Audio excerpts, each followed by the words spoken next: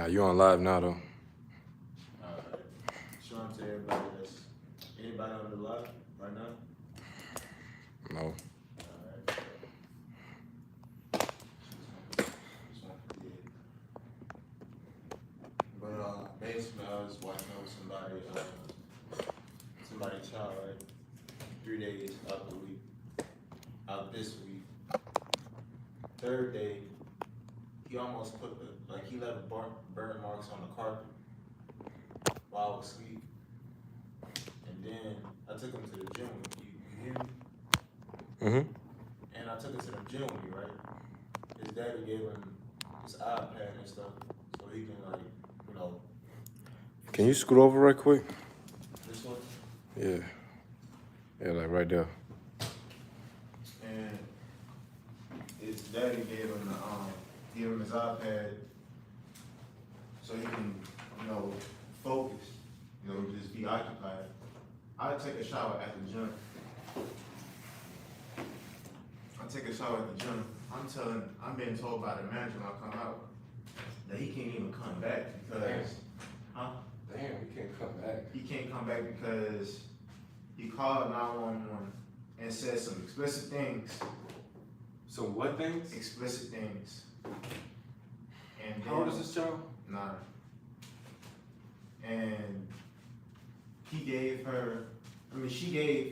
him a little toy, right? A little squishy toy. And he ended up popping it and the glitter got everywhere on the trash can. And she was cleaning up. I was like, bruh. Sounds like they set you up though. I was like, That's what it sounded like. Sound like they set you up, they knew exactly what they was giving you. They didn't warn you about their kid. I was just told that he was talkative, which he was. Like that third day, I'm just getting off of work. I was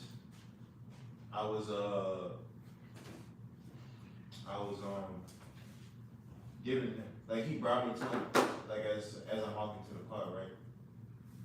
Cause he had to be to work for 7. I'm leaving work for 7. Right. He's so tired. Like he ended up being a little late, but that was cool. But like I'm tired. I see that he was tired. He was sleeping in my car. I came home. I put on some TV so he can watch. I put on what he wanted to watch. I fell asleep. My little cousin was also dropped off there, right? I wake up. I'm hearing my sister telling my mama that she smelled burnt carpet. I'm like, huh? Burnt carpet. No, he was like, and he ended up confessing to everything because I told his dad, his dad was pissed. And I can hear the conversation on the phone, he is like going off on him. Like, and he was lying about everything. And then, like, I guess because he knows the child, he gave him some time to think so he can confess, and he ended up confessing to everything that happened. I'm like, bro. So now you gotta pay for the carpet damage. Like, and the gym manager, I apologized. She said, she knows because she had 3 kids. She know how kids can be. She got like 3 of them of her own, so she understood.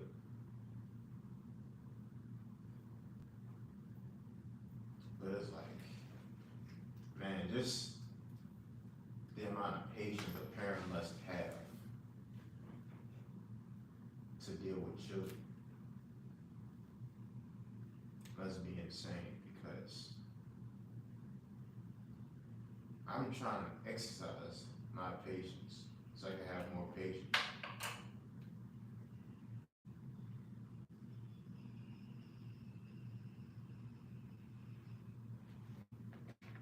But I guess in about 7 more minutes I'm gonna start. People be coming a little late. Well, they got some work going on over there, I'm sure would, because I had to wait. The big crane or something causes behind and then every time we got a chance to get around him, we went around him, but for the most part, he kind of blocking, coming up to Greenway. Gotcha. Unless they go do a subdivision, but once they get to a certain point, it's kind of hard to turn around and go another direction. Cause I don't think you can cross over, Talking about that road they've been the one working, they're working on. they've been working on that for a minute. Yeah. And I don't think if you get to a certain point, I don't think you can cross back over. So you actually just have to see till you get to Greenville. So if they don't know, they'll end up stuck in it. That's why I left a little early, cause I got last time I got caught. Understood.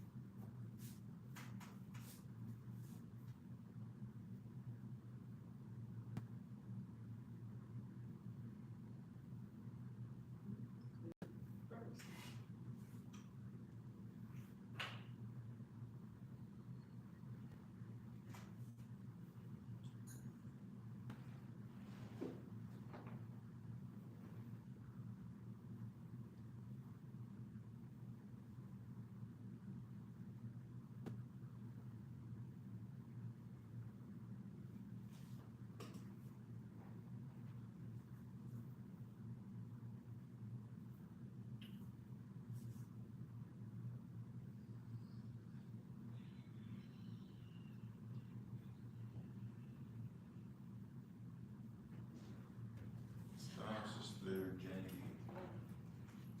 Oh, speaking of names, you said your name Right is now, Amula? Yeah, I'm right now, but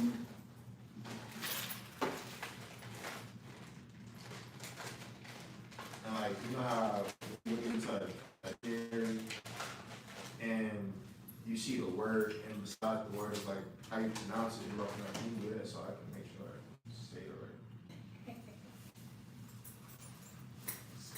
Like I remember a Haven name, like it just took a couple of times in my head to say it because I'm just thinking, can I just call you like Triple H or something? Triple A? Yeah, because Haven, like we got three H's and we got three H's in Haven, right? Three H's. No? no, Is that? no. I think it's A-V-A. H-A-V-A. I'm thinking there was like three H's up and that's like Triple H, just three A's and Triple H. Not Triple H. But I ain't gonna call her, she gonna probably like go off. She not gonna go off, she just gonna tell you no.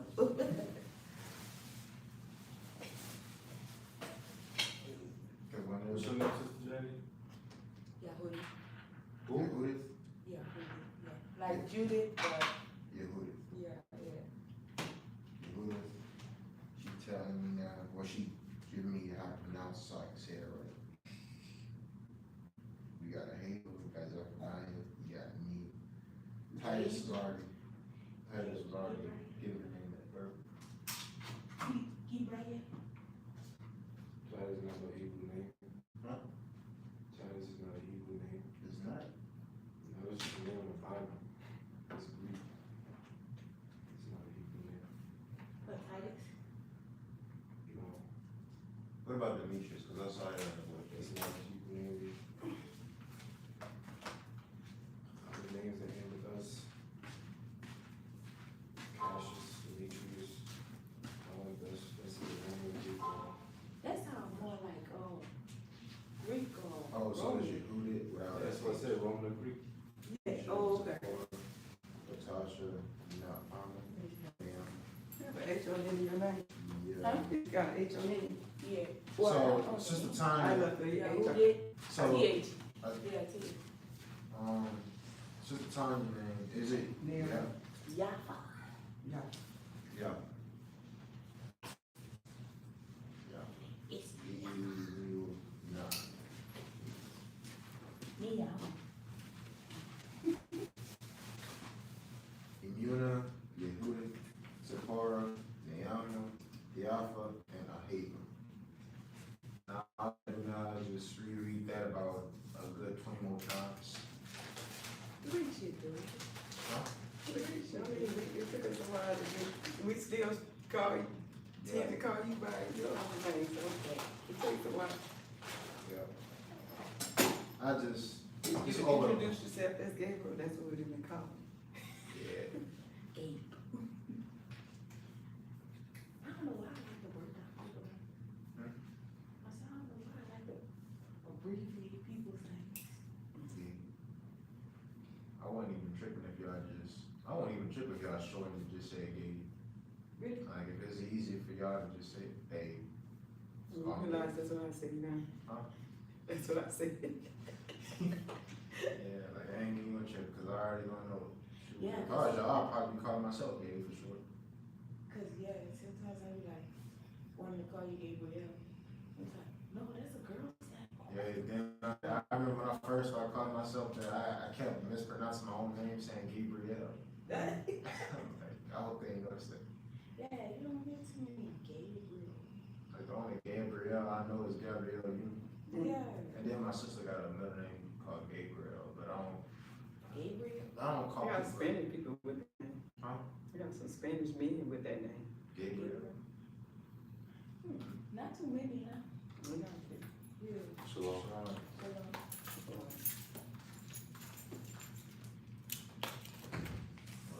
It is 2:09 now, so I guess I should get started.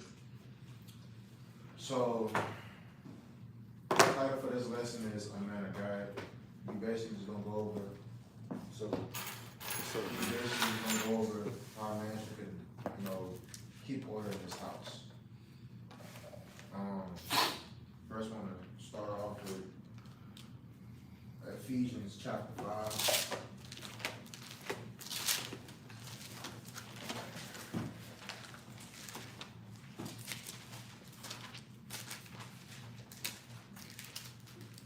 I'm gonna start at verse 21 and everybody gets that. Shalom, sister. May yes.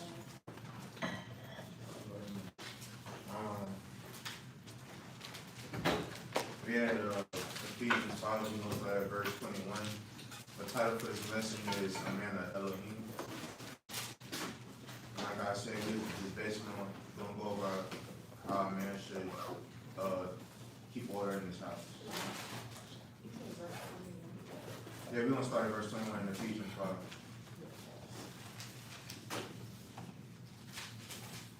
I'm gonna give y'all some time to get there. Boy, I got searching y'all week been good. Yeah. Yeah. I'm gonna tell y'all after the lesson. Cause it was like a study guide for a test in the future, as far as kids go. I'm gonna just keep it like that. I just realized how much patience I truly need.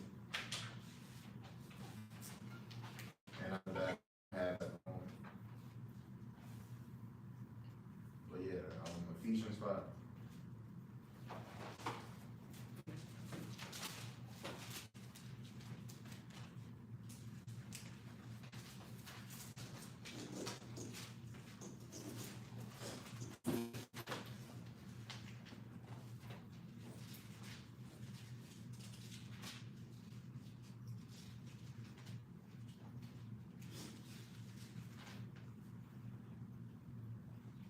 Everybody there? Alright. Ephesians 5, verse 21. Submitting yourselves unto one another in the fear of Elohim. Wives, submit yourselves unto your own husbands, as unto the Lord.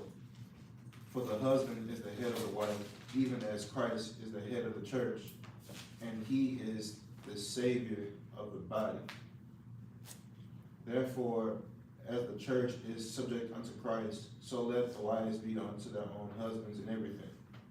Husbands, love your wives, even as Christ also loved the church and gave himself for it. So basically, the reason why I pointed y'all to this scripture here is that for those who aren't married and aspire to be married to this type of husband, or any brother that aspires to be this type of person, we all know the order that at your order. God is the head. Christ is, the man's head, and so on and so forth, right? You should aspire to be this, or to be married to this type of man, right? And you should submit to yourselves in righteousness and to this man as he's submitting himself unto Christ, right?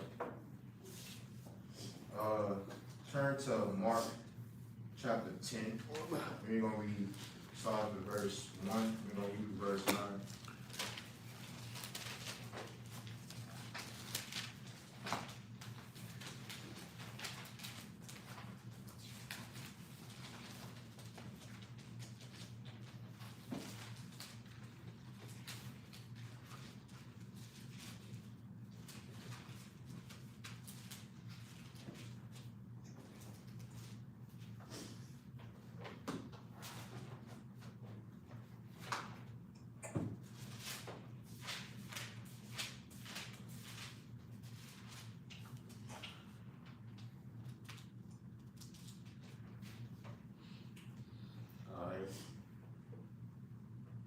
Mark chapter 10. And he arose from thence, and cometh into the coast of Judea by the further side of Jordan. And the people resorted unto him again, and as he was wont, he taught them again. And the Pharisees came to him and asked him, Is it lawful for a man to put away his wife, tempting him? And he answered and said unto them, What did Moses command you? And they said, Moses suffered to write a bill of divorcement, and to put her away. And Christ answered and said unto them, For the hardness of your heart he wrote you this precept, but from the beginning of the creation of God made them male and female. For this cause shall a man leave his father and mother, and cleave to his wife, as they twain shall be one flesh. So then they are no more twain, but one flesh. What therefore Elohim hath joined together, let no man put asunder. Right? So, for those who are searching for a husband, right? You gotta make sure we choose wisely. We gotta really court these people. We don't know how people are coming nowadays, right? They might be in like a wolf in sheep's clothing. They may seem all good, but until everything has happened, they actually show them the true selves to them. Now, if you done married this person, you'll be kind of in trouble if you didn't, lay with this person you married this person and all that. Now you miserable and you deal with this dude who was not good at all. Not a good person at all, not a man of God. Just some dude who just knew some precepts and just called themselves an Israelite. So we have to really watch who you are dealing with. Same goes for the man, but in this instance, I'm talking to the woman, right? Chapter 10 and 12. Yeah, to go with what I just said, we're going to look at verses 10 through 12. I don't know why I didn't keep going, but anyway. And in the house, his disciples asked him again of the same matter. He saith unto them, Whosoever shall put away his wife and marry another committeth adultery against her. And if a woman shall put away her husband and be married to another, she committed adultery. So like I was saying, you want to put yourself in a position where the man, if he does divorce you, and you still looking for somebody else, like the scripture says, you basically commit adultery, so you have to be careful and observe the person you're interested in. Like, I get it, nobody wants to be alone in this day and age, but it's hard to find that right person. And you'll find yourself in the same loop, dealing with potentially bad people, or it just doesn't work because what the previous person has done to you, you just can't get that out of your mind. So we have to just be careful. So I want everybody to go to 1 Timothy, chapter 5.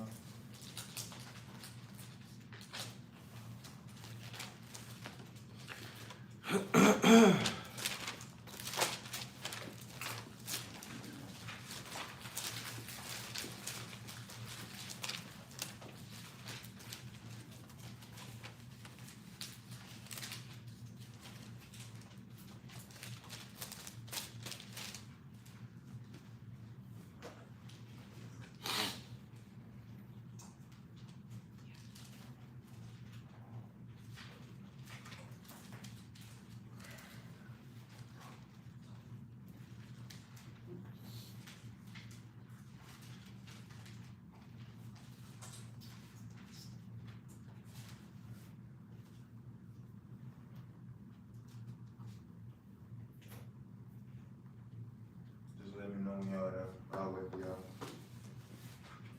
Rich. All right. All right. 1 Timothy chapter 5 and verse 8.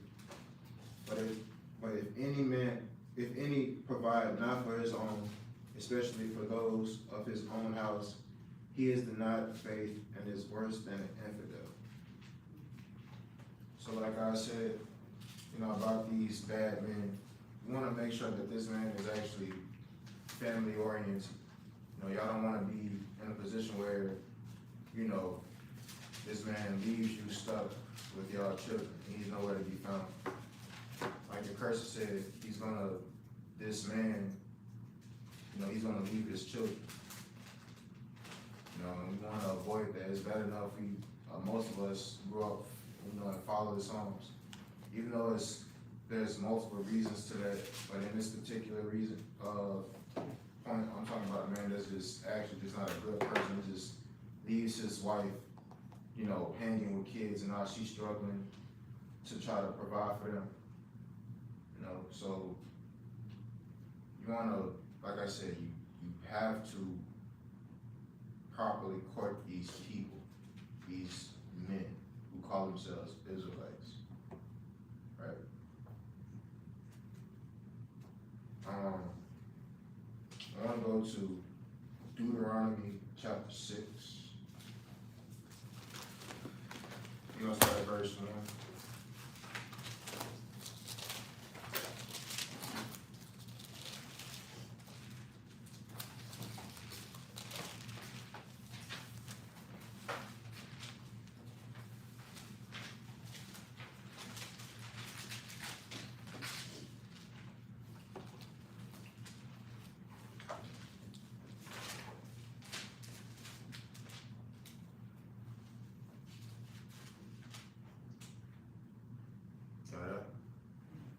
Alright. So we're going to read verse 1 and verse 2, and we're going to skip all the way down to verse 7. Now these are the commandments, the statutes, and the judgments, which the Lord your God commanded to teach you, that ye might do them in the land whither ye go to possess it, that thou mayest fear the Lord thy God, to keep all his statutes and his commandments, which I command thee, thou and thy son, and thy son's sons, all the days of thy life, and that thy days may be prolonged. All right, let's skip all the way down to verse 7. And thou shalt teach them diligently unto thy children, and shalt talk of them when thou sittest in thine house, and when thou walkest by the way, and when thou liest down, and when thou risest up, and thou shalt bind them for a sign upon thine hand, and they shall be as frontlets between thine eyes, and thou shalt write them upon the post of thy house, not by the gates. So I brought this up because we know, if you didn't know, you already know that this is actually a law to keep. You gotta teach our children, right? A man of God is supposed to teach his children so they won't be, go astray, I actually came across this recently. I also wanna point this out, I want y'all to go to Proverbs 23. We're gonna start at we're gonna read verse 13.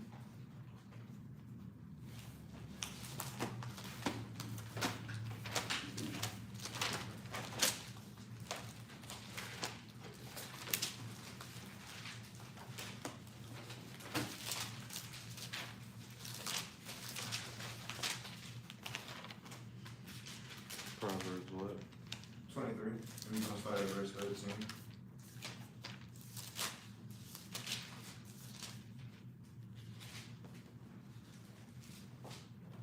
So, before y'all came here, I was talking about, I was babysitting a friend of mine's child for 3 days, and I just realized how much patience you need for children, because apparently they are a headache, and that was just like a pre-test for me, right? I didn't want to put my hands on the child because it's not mine, but I just realized, in order to keep them in check, especially to make sure they won't, sin against the Father, you have to chastise them, right? A man has to, well, both parents, but in this particular case, the man, he has to chastise his son, so he won't, so he'll do right. So, let's start at verse 13 of Proverbs 23. Withhold not correction from the child, for if thou beatest him with a rod, he shall not die. Thou shalt beat him with a rod, and shalt deliver his soul from hell. My son, if thine heart be wise, my heart shall rejoice, even mine. Right? Let's skip all the way down to verse 24.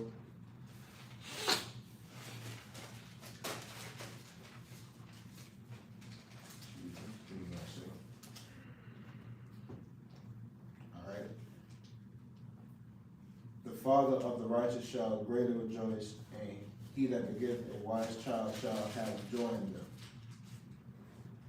Thy father and thy mother shall be glad, and she that beareth thee shall rejoice. So, chastising your children, when you see them doing right because of that, y'all gonna naturally be happy that he's on the right path. You can see that your child grow up to be another righteous person. Even the father be happy. The father will rejoice also in that too. I want everybody to go to Psalms 103.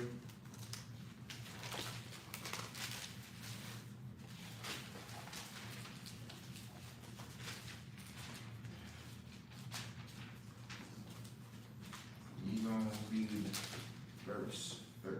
Let me give y'all some time to get there.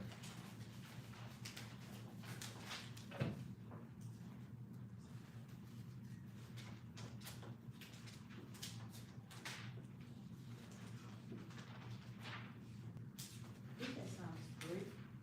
Yeah, Psalms 103. Well, chapter 103.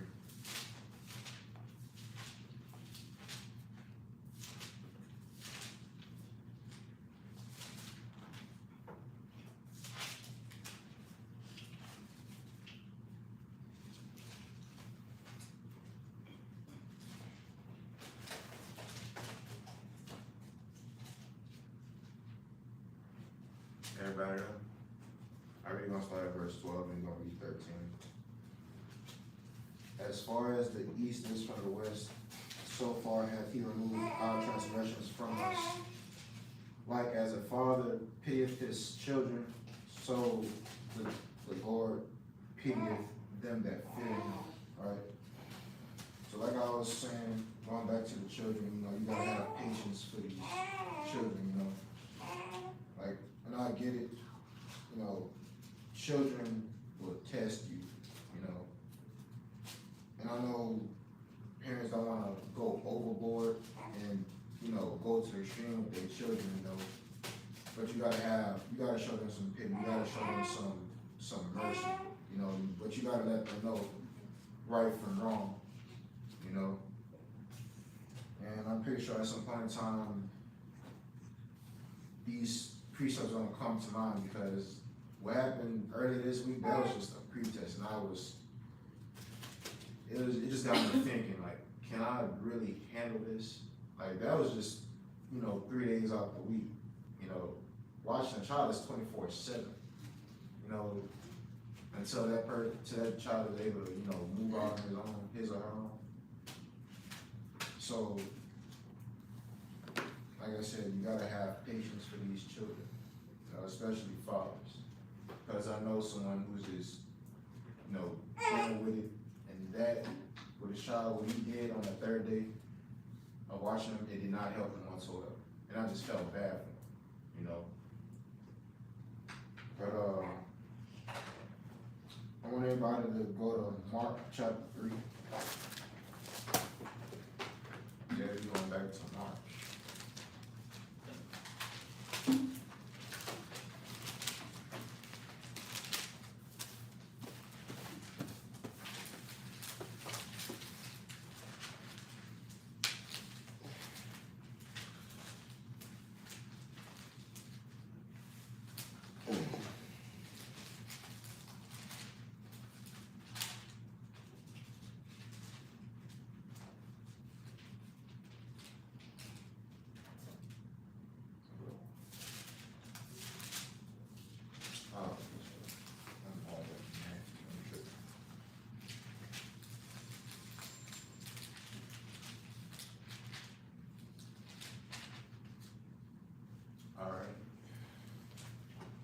Mark chapter 3 and verse 25. And if the house be divided against itself, that house cannot stand. So like I was saying, a man has to establish order in his household. You know, he's the head for a reason. You know, you want to get married, you want to have children, you know, that's all fine and dandy, you know. But now, this is where the real test comes in. You gotta establish order, you gotta make sure everybody in your house is in check and operates under you, and everybody's just in one, you know, in unison, you know. So, going back, you know, for an example, my friend, you know, from what he told me, it's like he's just going through a lot, you know, with his wife and his kids, you know, it's too much, you know, and it just made me think about this, you know. So, like I was saying, you have to aim to get a man of God. And I'm talking about a true man of God, not just somebody who's gonna say, oh, he in the truth, you know. And men, you should aspire to be that righteous man of God, you know. You still can't be having these worldly mindsets, and at the same time, we call ourselves men of God. You know, when y'all have wives and y'all get children, you know, you have to establish order. You know, that's the only way y'all be able to function. You know, because you're supposed to lead your family in righteousness. You know.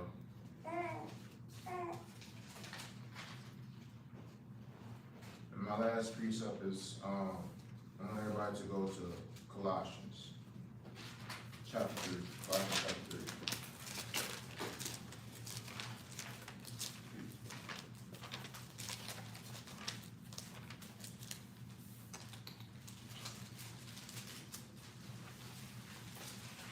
Colossians 3.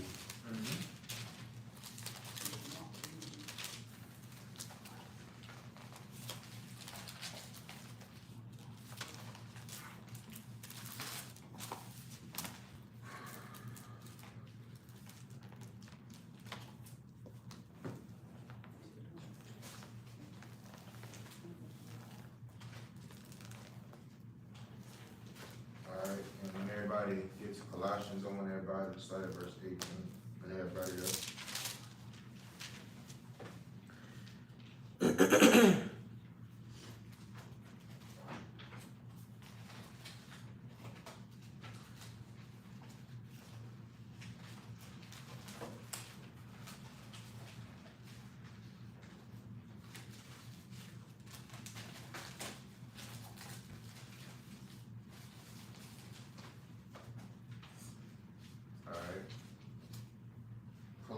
chapter 3 and verse 18.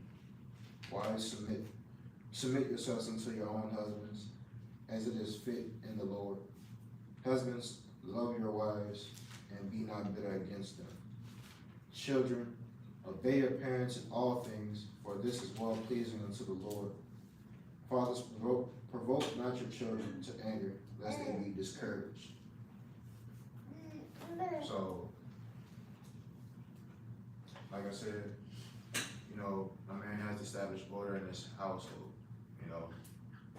Just like the man has to find that Proverbs woman, you know, y'all have to search for that man, like, you know, other human, you know. You have to be in agreement with one another. Y'all gotta teach your children, right? And, you know, and I noticed this just from that little experience that, you know, children is gonna be bad. I mean, they have good intentions, but they're just figuring things out, you know, and I realize you gotta have that patience for them, you know. You wanna discipline them, but don't, you know, go overboard to the point where they're scared to just, you know, come to you, you know. So you wanna keep that in mind too, but y'all already know, y'all got grown kids and all that, but just for the new ones, you know, the newer children, you know, newer parents, you know, including myself, or, you know, if you don't have kids, you want kids in the future, you know, you gotta exercise that patience for those, you know, these children, because that's like apparently that's a job.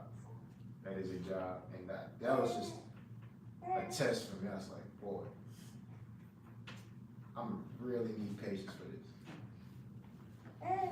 But that's it for this little lesson. I just wanted to, how y'all doing?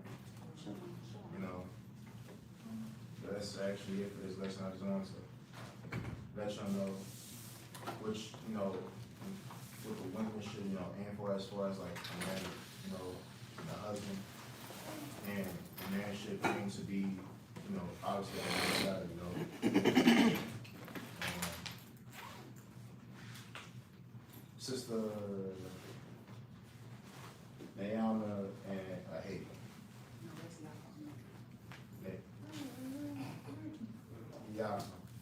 Yeah. I'm sorry.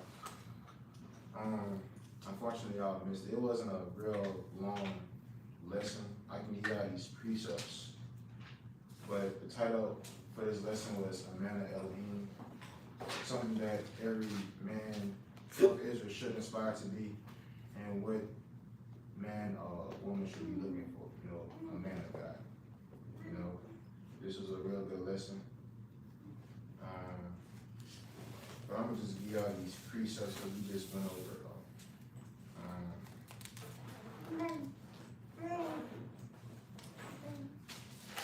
So just let me know if y'all got a pen.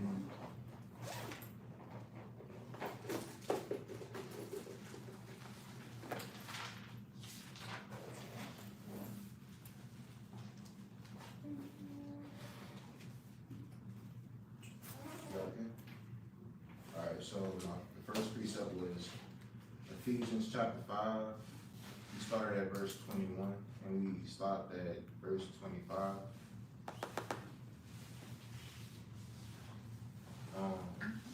We also went to Mark chapter 10 and we read basically from verse 1 and we stopped all the way at verse 12. We went over 1 Timothy chapter 5 and verse 8.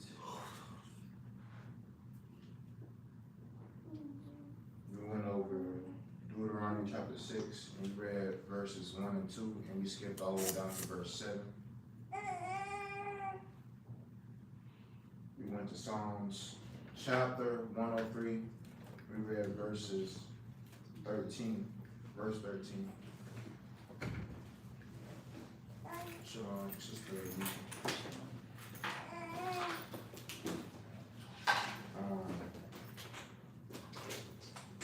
We also went over Mark chapter 25. Went over Colossians chapter 3, verses 18 and 21. And the last two we went over was Proverbs chapter 23, verse 13 and verses 14. I think 13 to 15. 13 and 15. And we skip through 15. And we skipped all the way down to 24 to 25. yeah.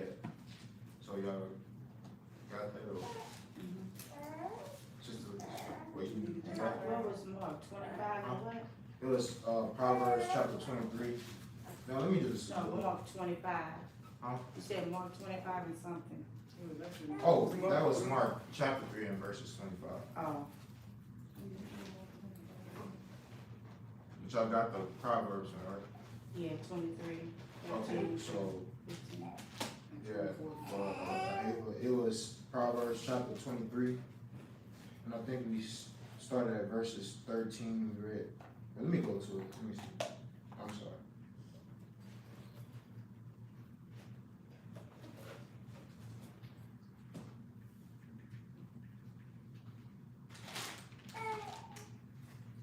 Yeah, it was Proverbs chapter 23, verses 13.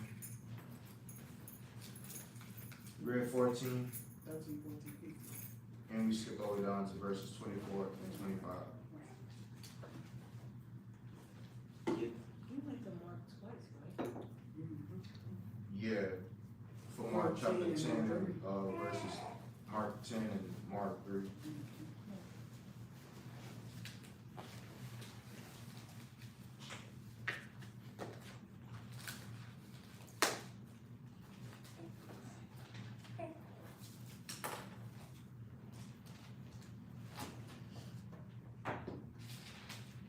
Oh yeah, one more thing. I want y'all to go to Ephesians chapter 6.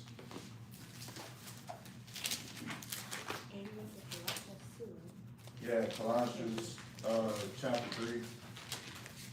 We started at verses 18 and we stopped at verse 21.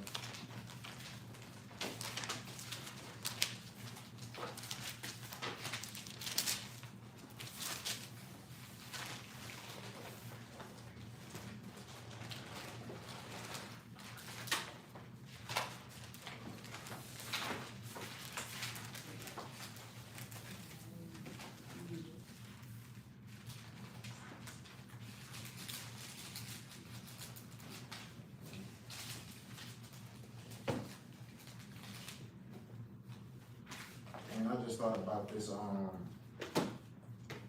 this last pre-stuff. It wasn't originally in the lesson, but because of what I told y'all, I wanna start at verse 3 verse 1.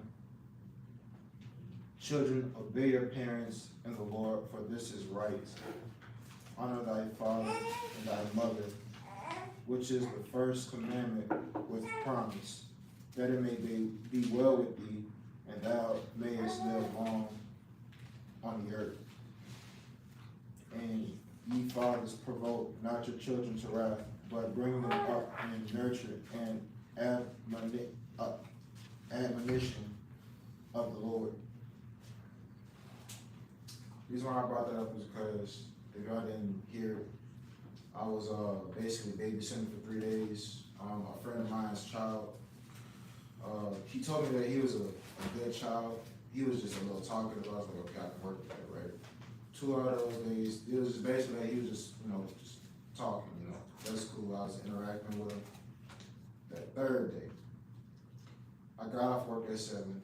He has to be to work for 7. But he ended up dropping his child off as I'm leaving. So I'm driving, I'm looking, checking the back seat, he's tired. I'm just like, okay, cool. When he get home, he's gonna probably be asleep. And I'm tired too. So when we get there, I'm tired, I go to sleep. I'll wake up, I'm hearing my sister tell my mom that she smells burning carpet. I didn't smell anything. Before I left to go to the gym, I checked to see for any burn marks. I'm not smelling anything. So I'm just thinking my sister just tripping or something. We go to the gym. His dad, packed his little iPad so he can, focus while I'm working out. I take a shower. I'm being told by the manager that he can't even come back because he called 911, said some explicit things, and he broke a, she gave him a little toy so he can play with, and he popped that, and the glitter got everywhere in the trash can. So I'm telling his dad that I'm on my way to, you know, back to the house. Now I said, if he did this and he lied about it, cause you know he was on the phone with, I'll put, you know, give him the phone so he can talk to dad about it. So now I'm like, okay, if he did this, he must have did something to that carpet. So now I gotta really check. I'm going to my sister's room and I'm seeing burnt marks. He was telling me, you sure he did? I'm being asked, you sure he did this because he's standing real strong on this? No, he admitted to what happened at the gym, but he was standing strong on it. Up until he had to go pick up his other child, and he gave him time to think. And he ended up confessing that he did do this, right? So now the dad has to pay for the damages, you know? And I felt bad for him, you know, because he's going through a lot and that wasn't helping, you know? And it just made me realize, you know, I want children in the future, but like for real, I have to have patience. That was just 3 days, and that was just like a little taste of that. To those who have a child, you know, y'all been doing this, y'all children are practically grown, you know, so I can only imagine what y'all had to go through just raising children, you know. And I know myself better than anyone knows me. I barely have patience for just stuff in general. So that makes me really have to like think, you know, or exercise that patience. So that's why I brought y'all to, you know, Ephesians chapter 6, and we started off at verse 1, you know. You gotta make sure our children are, and, you know, they obey their parents, you know. Because he was warned multiple times to behave. And he did all these things, you know. I was mad, but not as mad because it's not my child. No, it must have been embarrassing for him knowing your child did all these things and lied to you. And you have to keep asking him this only for him to confess in the end. You know, so you really gotta have patience for these children. To those who don't have kids. But before I close out, is there anything anybody wanna ask? Anything anybody wanna chime in? What was the name of the lesson? Oh, the lesson was a man of God.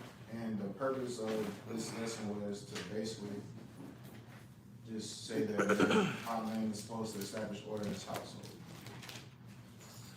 What's an infidel? An infidel, I looked it up days ago. Let me see.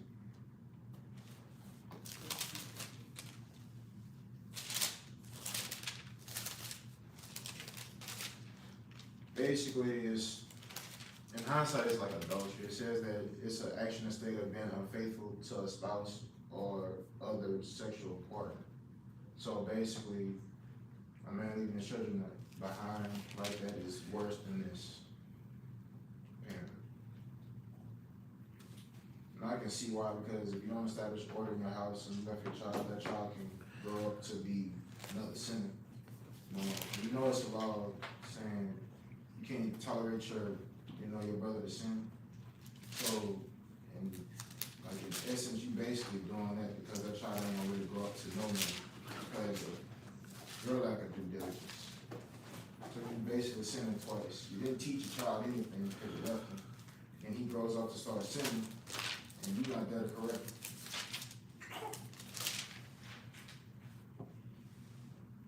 Anything else? If not, then I guess this is the end of this lesson. I hope y'all enjoyed it and it was a good lesson. You know, Sister Shantae, I'm sorry, Sister Imuna, she had brought this game. I wanna check this out. This is like another activity we can do while we still have time left. Y'all got those precepts, right?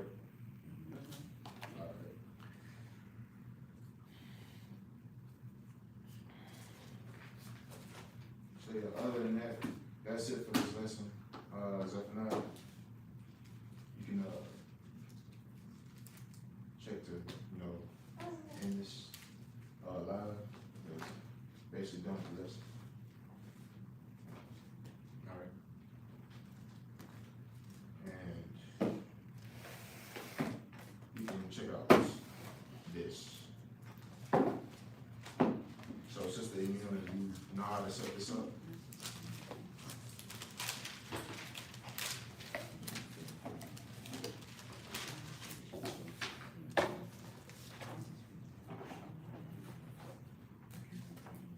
So this is like a novel, right? You spoke to Tiger. I asked him, he said he wasn't coming today. I'm actually calling him, after the service so I can see what's up because he didn't show up last week. And he didn't show up today, so I wanna, check to see like, is everything okay? You talking real? He got in an accident, so I don't know what he probably happened to his mom today. So yeah. I would have picked him up, but I think he was busy. Alright, so if anybody wanna participate in this game, we can try to set this up. If y'all wanna go over the precepts that we went over for this lesson, y'all can do that too. Yeah, could we do that one more time? Like the entire thing? Yeah. Alright, give me a second, cause I gotta go to the back. But I guess we can go over those precepts again. We'll be right back.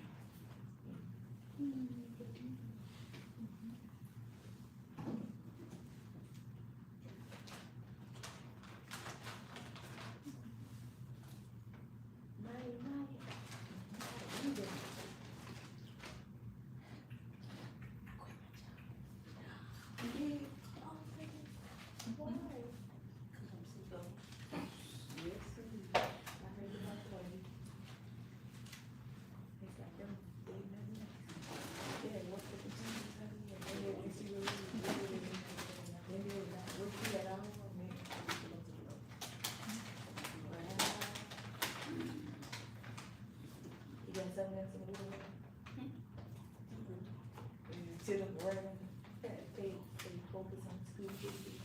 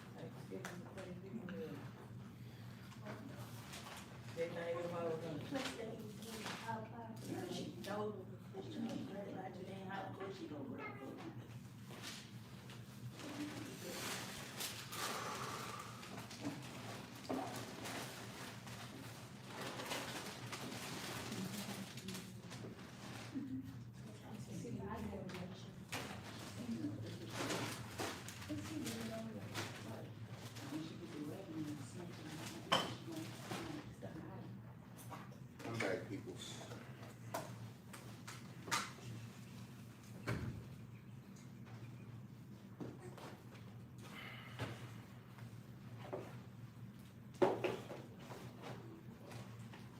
So y'all wanna go over this lesson, the entire that lesson again? No, I was saying. Unless you want to. Oh, I thought you were asking me. Yeah. All right. You can go over again, that's cool. But turn your to Ephesians 5. Like I said, this title is on the man that this is where the man should aspire to be. And this is the type of man a woman should aspire to be the wife to.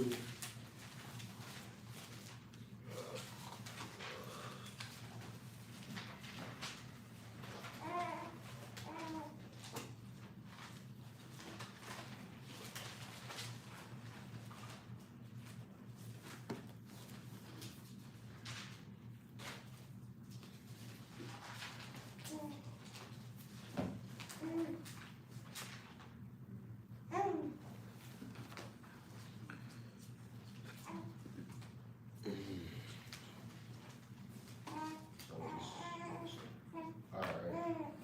Everybody had Ephesians chapter 5? Alright. Let's start in verse 21. Submitting yourselves one to another in the fear of God. Wives, submit yourselves to your own husbands as unto the Lord. For the husband is the head of the wife, even as Christ is the head of the church, and he is the Savior of the body. Therefore, as the church is subject unto Christ, so let the wives be to their own husbands in everything. Husbands, love your wives, even as Christ also loved the church, and gave himself for it. Alright? So give me a second. Okay? So, basically what the scripture said, you gotta submit yourselves to your husbands, right? But this has to be a man of God. Don't just go seeking just some random man you happen to like, right? You gotta make sure this man is a man of God. Not just some dude who say, oh, he a man of God and he just happen to follow some laws. Y'all courting, you thinking everything good, but further down the line, this man isn't really, who he painted that picture to be. Y'all just finding out way later on the line, So, you want to make sure you submit yourselves unto this man, just like he submitted himself unto Christ, because that's his head. Right? So you want to submit to this man in righteousness, and you got to make sure this man is a righteous person. Let's go to Mark chapter 10.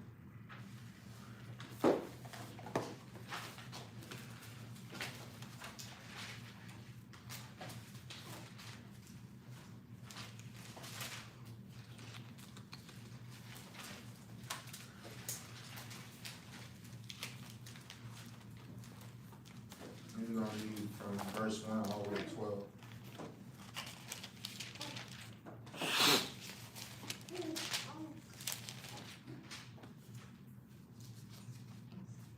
Everybody up? And he arose from thence, and cometh into the coast of Judea by the farther side of the Jordan. And the people resorted to him again, and as he was wont, he taught them again. And the Pharisees came to him and asked him, is it lawful for a man to put away his wife? Tempting him. And he answered and said unto him, what did Moses command you? And they said, Moses suffered to write a bill of divorcement and to put her away. And Christ answered and said unto them, for the hardness of your heart he wrote you this precept. But from the beginning of the creation of God made them male and female. For this cause shall a man leave his father and mother and cleave unto his wife. They twain shall be one flesh. So then they are no more twain, but one flesh. What therefore God hath put joined together, let no man put asunder.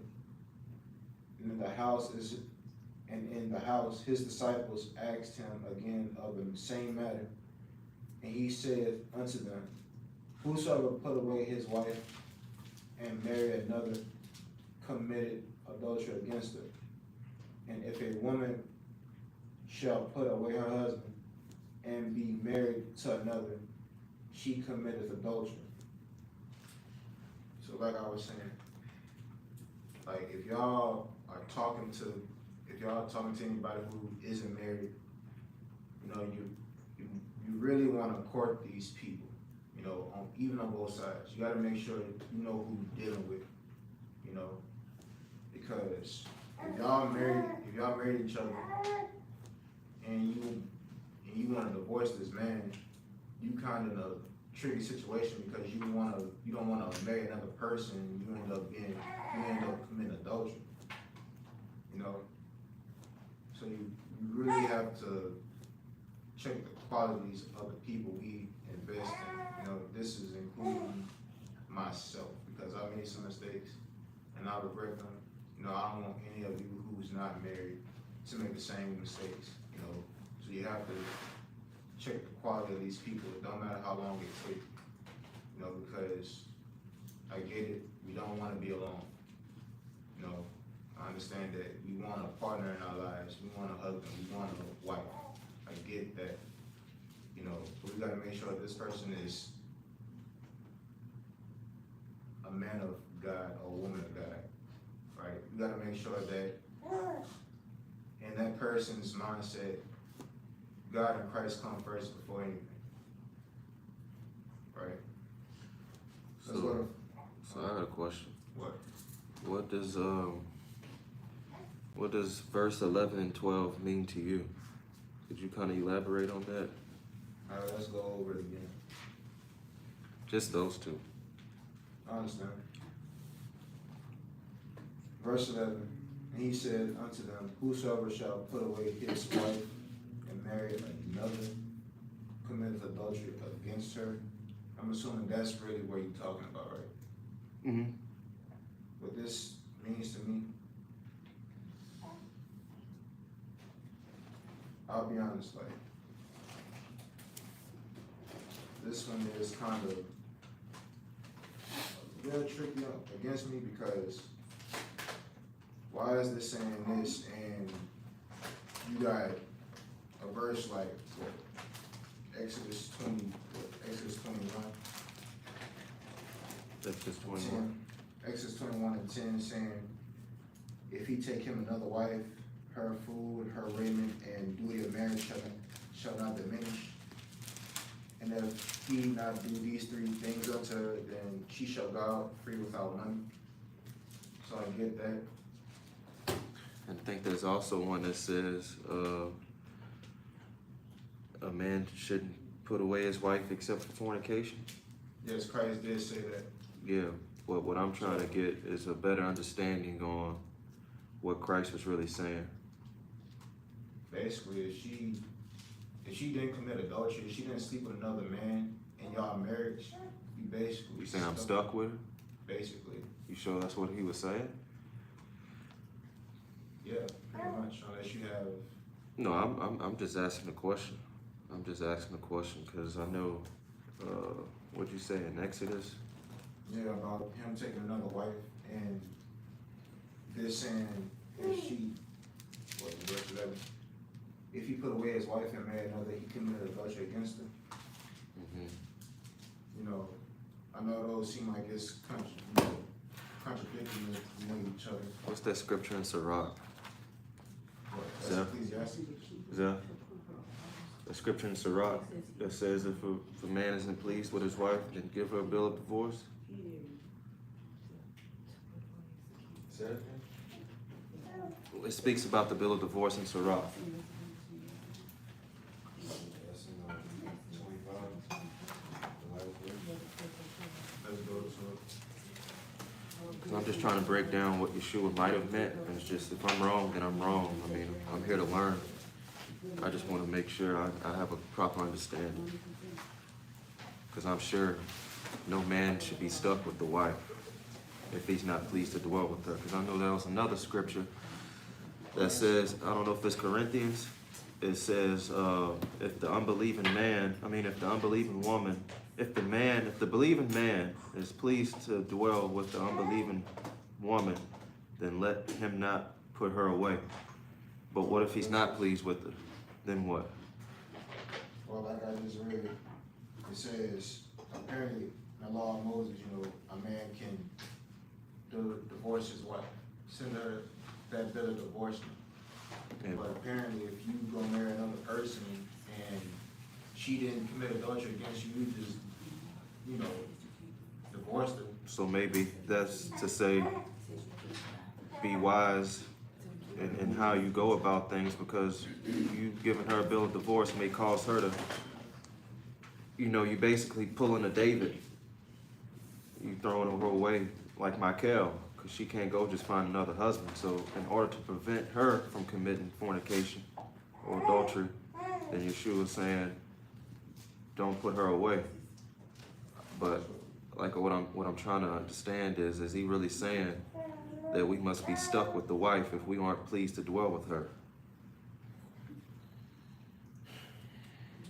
I'm just asking. No. So in Exodus, does that mean, because it said, he wasn't necessarily putting her away, he said you still had to provide for her, you had to provide her raiment and some, whatever it says. That man was still providing for her. She wasn't necessarily put away. Let's go back to it. Let's go back to it. Exodus.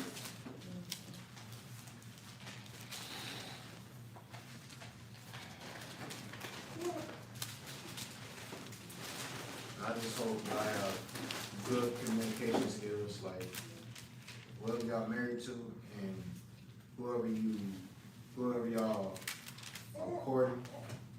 Because I heard that, arguments may arise in a marriage.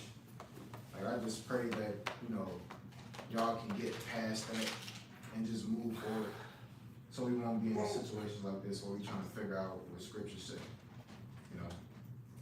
But, that was what, verse 10 and verse 20, in Exodus 21.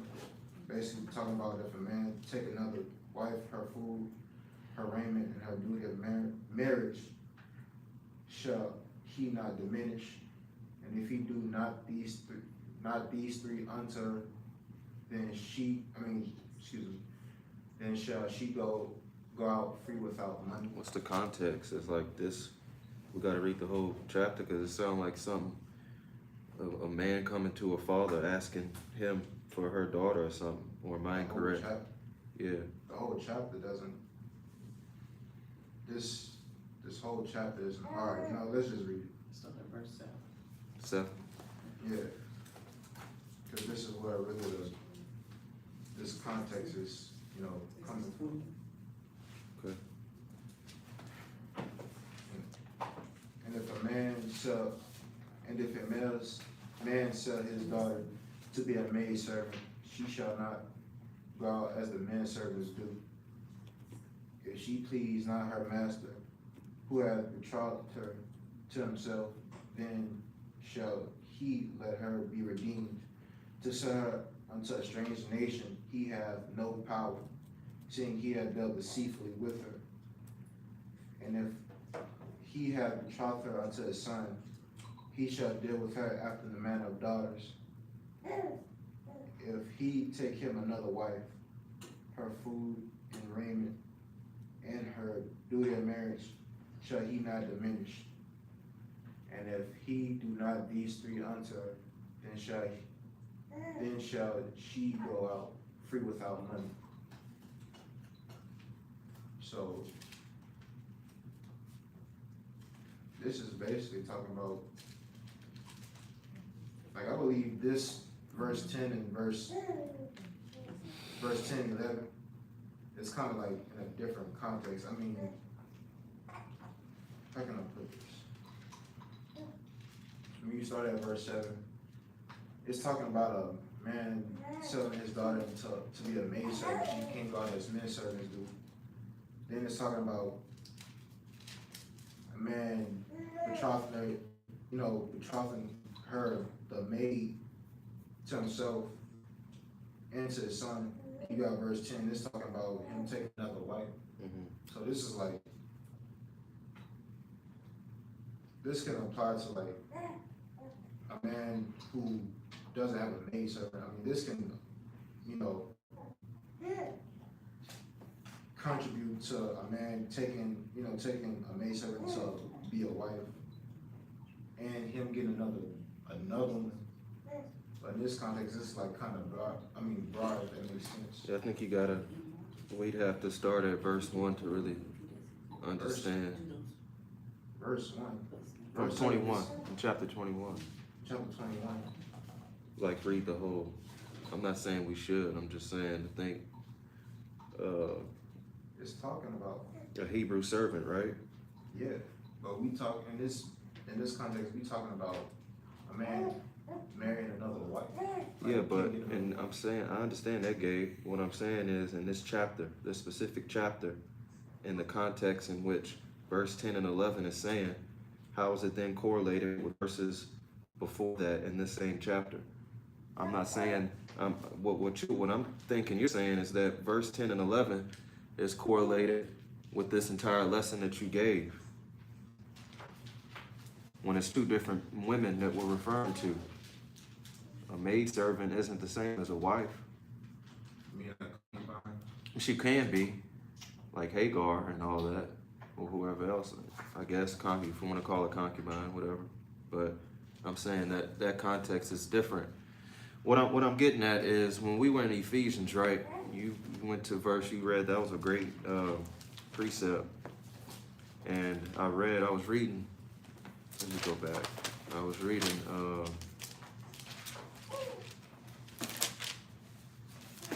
verses 25.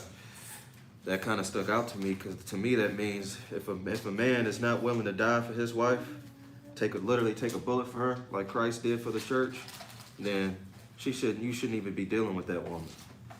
So my question for you in Mark 10, when you brought Mark out,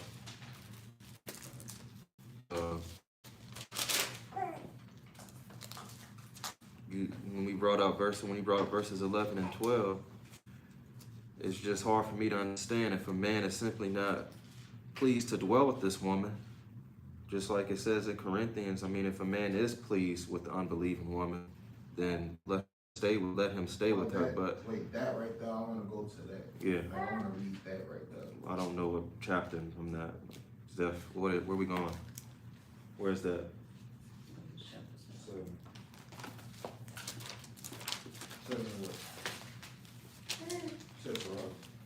Nah, Corinthians.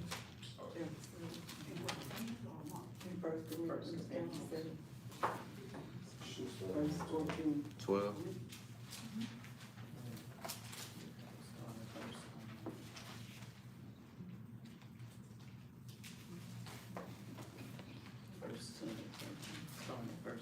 And this is just me talking. I'm just trying to, I'm not trying to get under nobody's skin, I promise. I just want to have a conversation. That's all I'm trying to do. I understand.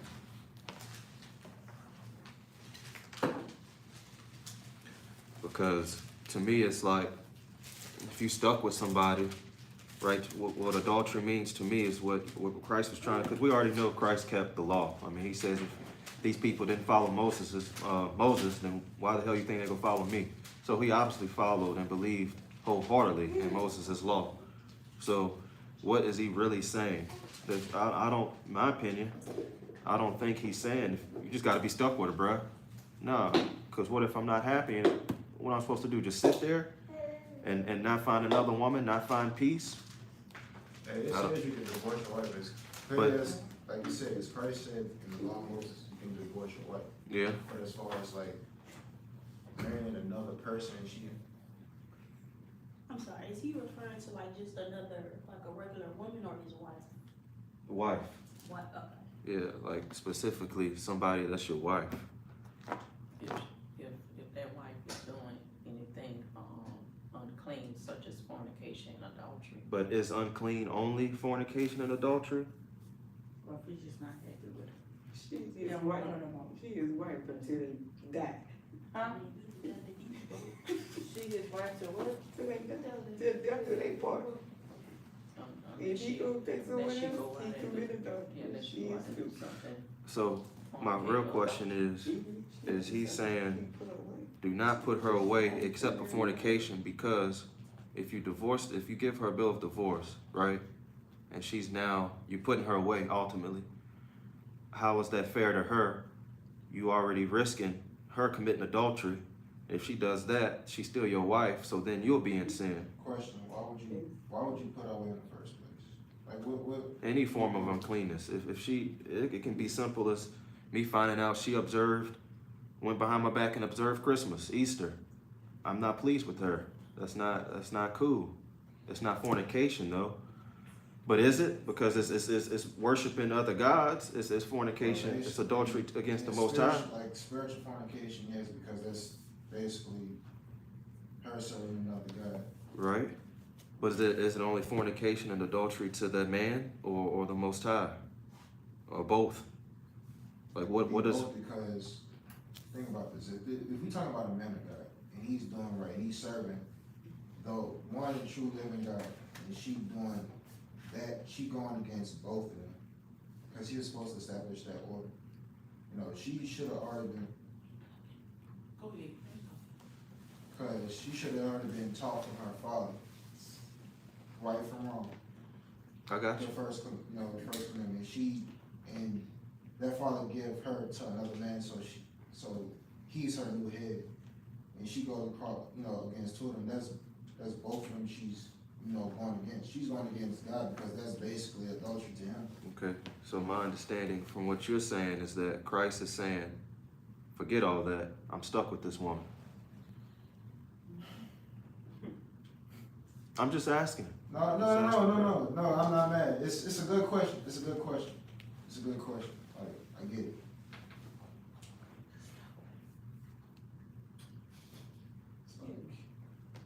Isn't it written, I forget what scripture it is, but that the whole point and purpose of the bill of divorcement is because the two individuals cannot Get along.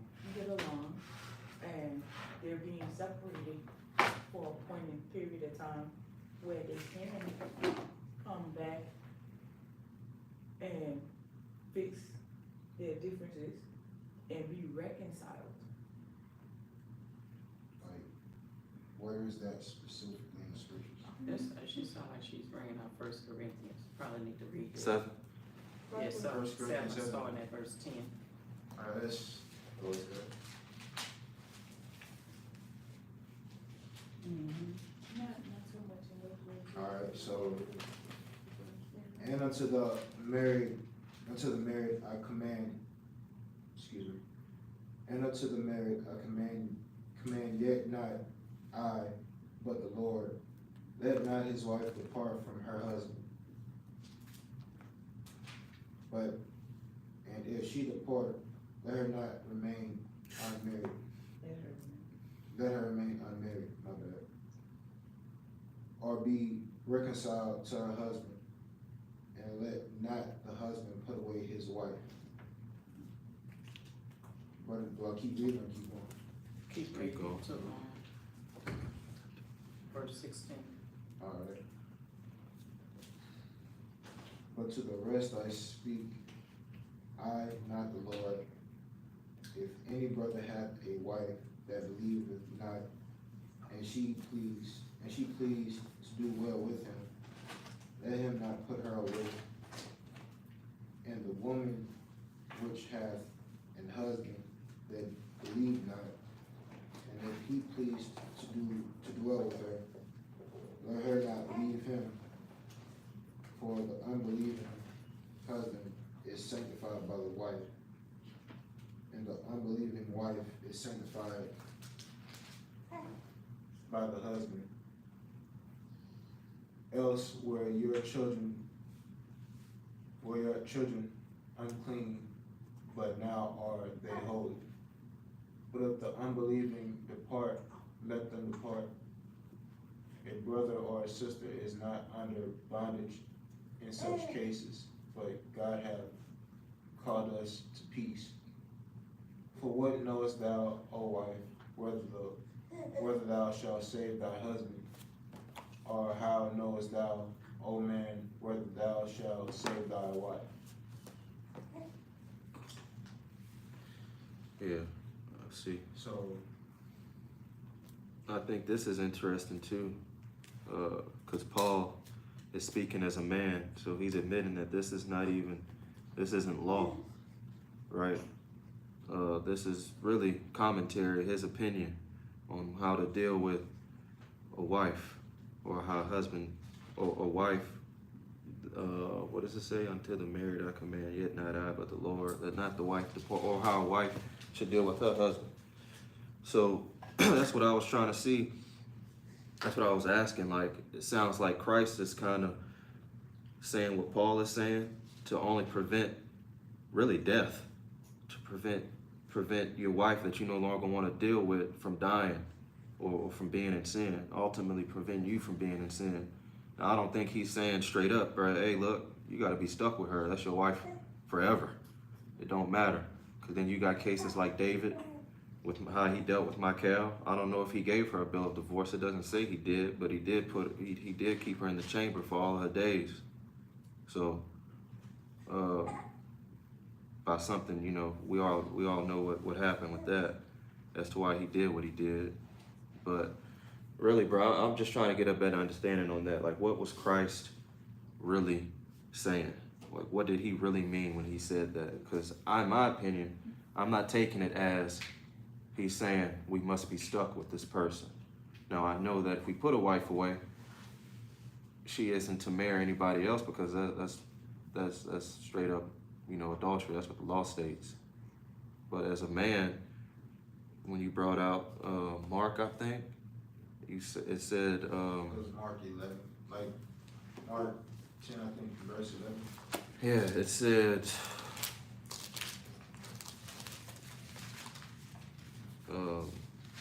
like verse 12, if a woman shall put away her husband, and this is Yeshua speaking. So what does that mean? Like, since when can a woman put away her husband? Since when can a woman produce a bill of divorce? What law is that? What is Christ really saying?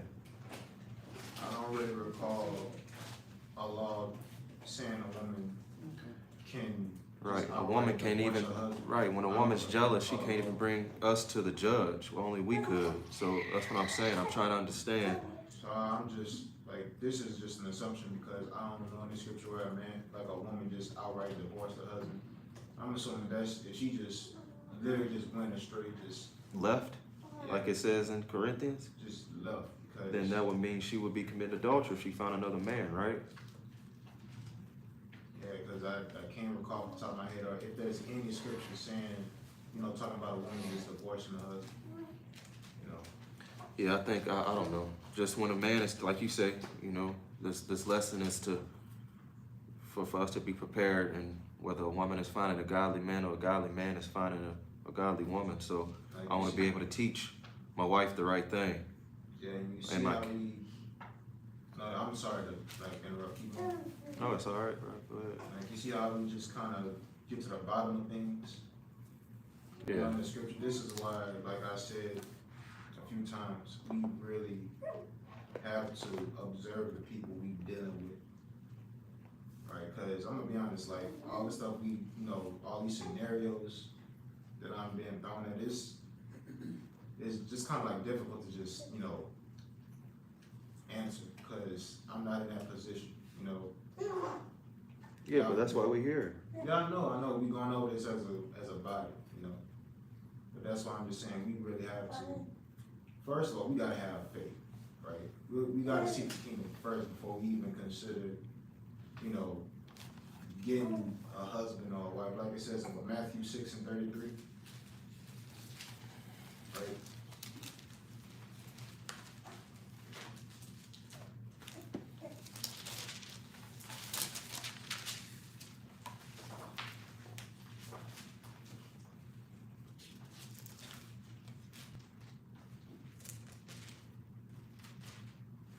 Everybody up? Yes. But but seek ye first the kingdom of God and his righteousness, and all these things shall be added unto you, right? This is the thing, I feel like when we, you know, searching for partners, we're not really taking this into consideration, you know? Like, how many times have y'all find ourselves, like, you know, trying to, you know, you find yourself courting a different person every single time because, you know, this first one wasn't getting with the program, right? Are we really, where is our faith, right? God knows in your hearts what you desire. You know, you should really exercise that faith because you don't want to end up in these situations where we just handpicked, you know, our partner not be dealing with some stuff we shouldn't even be dealing with because our faith wasn't in the right place. You know, so we have to have faith before anything. And I also feel like we worry about the time, you know, how long this is going to take for God to, you know, send us that person. You know, that in itself is a test alone because we're not patient. Mhm. You know, so we know that God knows us. He knows our hearts. We really just have to focus on the kingdom first. Everything's just going to be laid out in place. He knows this. He has everything set out. We just got to do our part. Other than that, like, did you kind of, you know, understand what this is, you know, which was brought out, Oscar? No. You still? No, I'm gonna be honest, I'm just still up in the air for me. I just gotta do more research. Because I'm gonna be honest, I can't answer. This is No, I something that I understand, can't bro. answer right now. Yeah, this is like a lot. We don't know everything. That's why I brought it up. That's why I asked it. Cause So it's like something like her son, like in that scenario, you said that what if she served another guy? You know, obviously nobody want somebody. We don't want somebody that's gonna serve another guy. We don't want that. and I'm not talking about the woman, right? That you find in the world. Some men do it. Some men do it. It's not all about finding one that's already in the truth. I mean, your heart, your mind, as a man, you gonna want what you want. You understand? So, if a man in the truth already happens to have feelings for somebody that's not in the truth, then so it be. You better just pray to the Most High that He gonna start dealing with her. And I think that's what Paul was really pushing. If you have an unbelieving wife, you married her, you the one who slept with her. That's your wife now, buddy. If you please to dwell with her, then stay with her. You know what I'm saying? For your kids, what did it say? For your kids were unclean and now they're clean or something like that? Because you're teaching them what you should. But I'm specifically talking about, The wife. yes, somebody that's already in the truth. If I'm not pleased to dwell with this woman, Because of what reason? For example. her being unclean in any way does not mean, I'm not just talking about fornication and adultery. I'm not just talking about that. Talking about like Any form of uncleanness. I'm not talking about her being on her cycle either, because that's just, that's, I'm not saying that. What I'm saying her is, just basically serving another God or basically disobeying you, like you. that's correct. Yeah, that's I think that's unclean too. Her not following orders, respectful orders. Or can you really call that woman a woman in the truth if she can't even accept the order? If you are a righteous man and you're doing what you're supposed to do, and this supposed woman in the truth disobeying you, can you really call her in the truth? Or is it because the word, you know, she's unpleased with the word? I don't know, bro. I don't think any marriage is perfect. And this actually brings me back to something that happened to me a few years ago. Exactly, you know about it. You remember that woman that was so caught in the truth? And I brought out a law. And she got mad at me. Remember that? It's that law where I can't pinpoint it, but it says like if I'm in 25. Yeah. Okay, so check this. You have an instant, right? You courting somebody, and you already know 99% of women go disagree, right? in terms of you explaining to her whether or not you want to or not, but you testing her, you courting her, right? Because you must prove all things, you must prove everybody. And you see how she gonna react to say, well, look, how you feel about me having multiple wives? Whether or not you want to or not. And you see her reaction, and it's something, oh no, I can't do that, nigga. This, that, and the other. What you gonna do?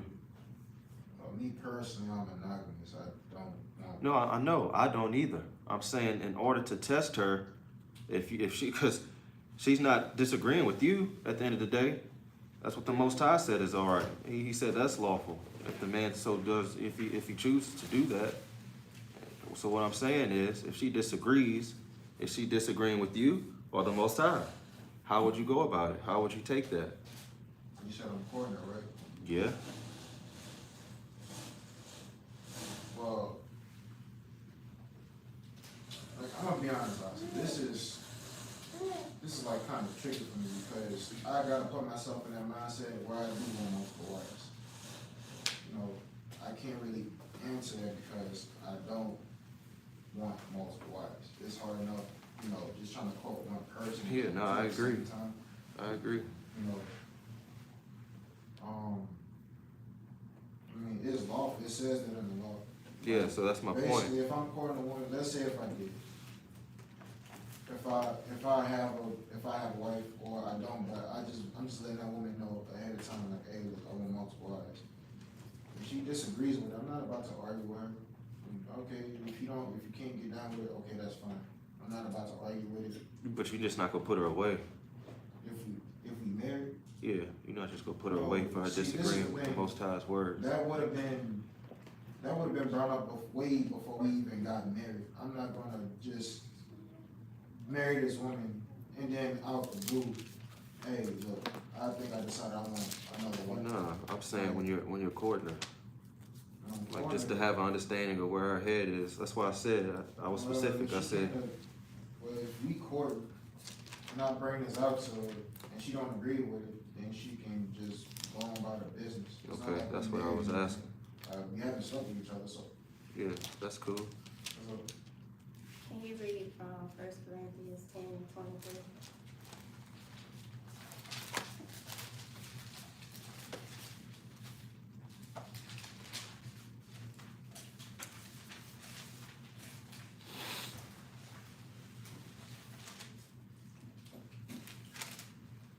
Everybody up? All things are lawful for me, but all things are not expedient. All things are lawful for me, but all things edify me not.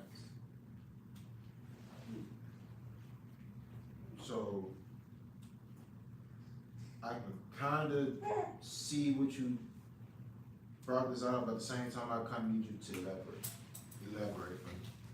Well, just, to speak on a scenario that he brought up about multiple wives and proving this woman, I don't know if this woman is awakened or not, but regardless, that's a practice that we have been removed from for a long time. Especially with us coming out of the world and try to unlearn everything that we were taught. And you just So- forcing, you just throwing this at that person, Yeah, like, that's something that, she gotta get accustomed to first, like, she gotta, like, it's a step-by-step process, she's still trying to, you know, I get what you're saying, like, throwing something that is, I'm gonna say controversial as this is, you just throwing that out, that can basically turn her away because she don't even understand yet, but something like this, I can get what you're saying, another point is that, let's say this man, regardless of how she feel, go forward with practicing this. Now you're putting her in sin because she's gonna be jealous of this one. So is it worth you putting your wife in sin? like, And I think that's the big it's message. not, but this is the thing, like, I'm gonna be honest. Like I said, it's just kind of difficult for me to answer because I'm not interested in that thing, but.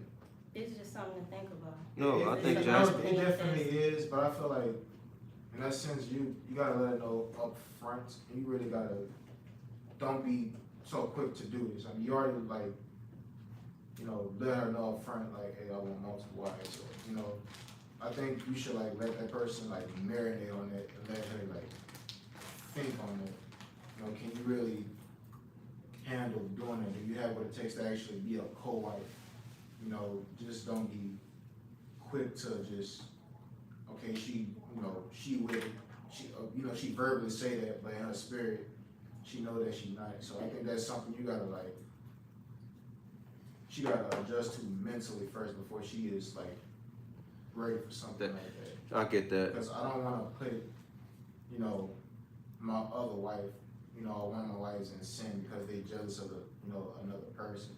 You know, and that's like, how can I put this? That's like kinda like, in a sense, advanced. You know, this is something that we in the world get mad at, you know, at men for when we find out they dealing with somebody else, but we don't call it a second wife, we call it cheating. You know, so she has to, you know, unravel her mind against that and apply that. Well, you know, the concept as far as the word and it being lawful, if that makes sense. So that's like a big step that she has to, you know, she has to like adjust to that. You know, that's like baby food, you know, before she can actually get to something, she can actually, you know, chew on with her teeth. You know, it's like her basically starting off as a baby. You know, that's like a step-by-step process. I wouldn't even, in my opinion, I wouldn't even mention it like. Well, no, I didn't say it to. No, I'm addressing behavior. Well, I was just adding to what was already brought up. No, something more I think understandably brought I up. think she hit it right on the nail. Really, like, is it worth putting your wife in sin? I think that's what Christ was really saying, or really asking rhetorically. I don't know. That's my opinion. That's why I was saying. I mean, I'm open for discussion. I want to learn. This is a discussion. You know, if anybody have something they want to put in, you know, it's a group discussion. You know, Because then the blood will be on your hands, right? If your wife commits sin after you put her away, right? So I think that's what Christ was really saying. He wasn't, again, I have to reiterate, I have to make sure I reiterate. I'm not saying that, I'm not saying anything negative at all. What I'm saying is Christ, my belief, my opinion is that Christ was saying that to tell the men, be careful. Because if you end up putting your wife in sin, then by default you're in sin and the blood will then be on your hands. So if I'm wrong in that, then let's go into it.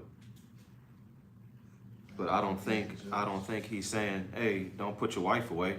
You stuck with her. I don't think he's saying that either. What does put away mean? What put away to me means just bill of divorce and no longer deal with her. Like she's gone. She out your house. She gotta go. You're no longer with that woman.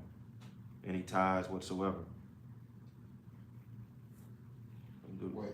Is there another understanding about what put away is? Wait. That scenario with David and Michael? McCall. Yeah, Michael, whatever. Let's get to that real quick. Like, we going to it? Yeah, I want to read that real quick because I just started thinking about that. So.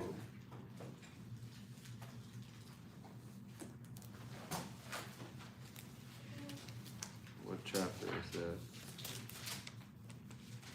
Isn't that in like, Huh?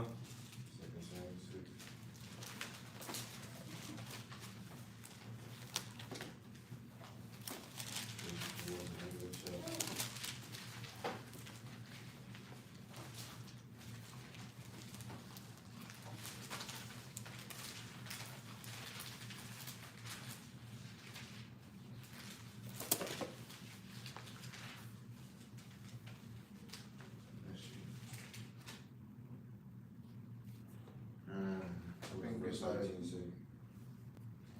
And as soon as David had made an end of offering burnt offerings and peace offerings, he blessed the people in the name of the Lord of hosts. He dealt among all the people, even among the whole multitude of Israel, as well to the women as men, to every one a cake of bread, and a good piece of flesh, and a flagon of wine.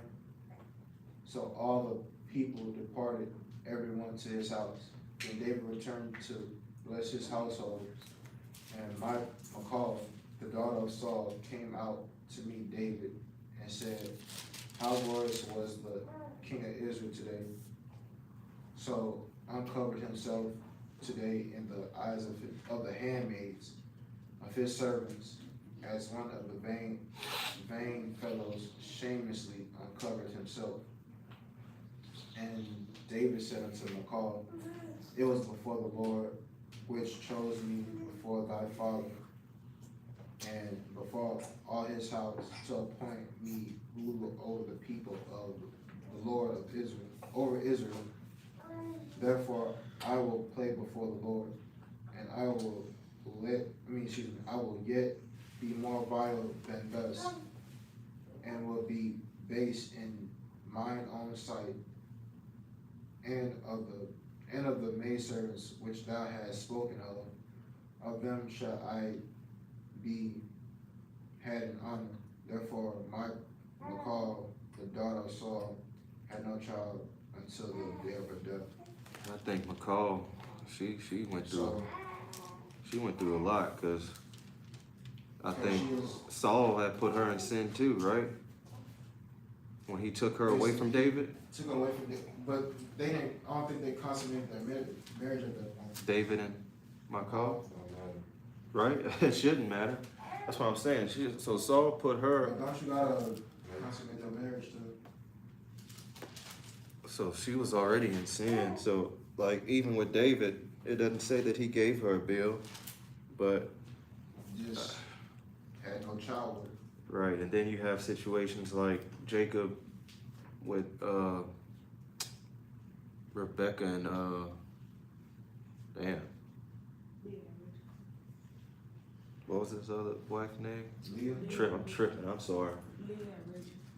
Leah and who? Rachel. Rachel. Rebecca. Who's Rebecca? That's Isaac. Oh, okay. Yeah, Leah and Rachel. Which one did he love? He loved Rachel. He didn't want. And Leah said, didn't Leah say she felt hated or something like that? Or something along the lines? I think it said God saw that she was hated, so I think he shut up Rachel. Yeah, but Jacob knew he couldn't put her away because he wouldn't get what he really wanted. But that's not to say that, like, what does the Most High mean when he says Jacob hated her? Did Jacob really hate? I don't think it meant like he actually like hated her. It's just that he didn't want her as much as he wanted Rachel. Mm. You clearly see that he still having, he had kids with her. Yeah, he didn't put her away. It's just that he wanted Rachel, so he worked those extra 7 years for her.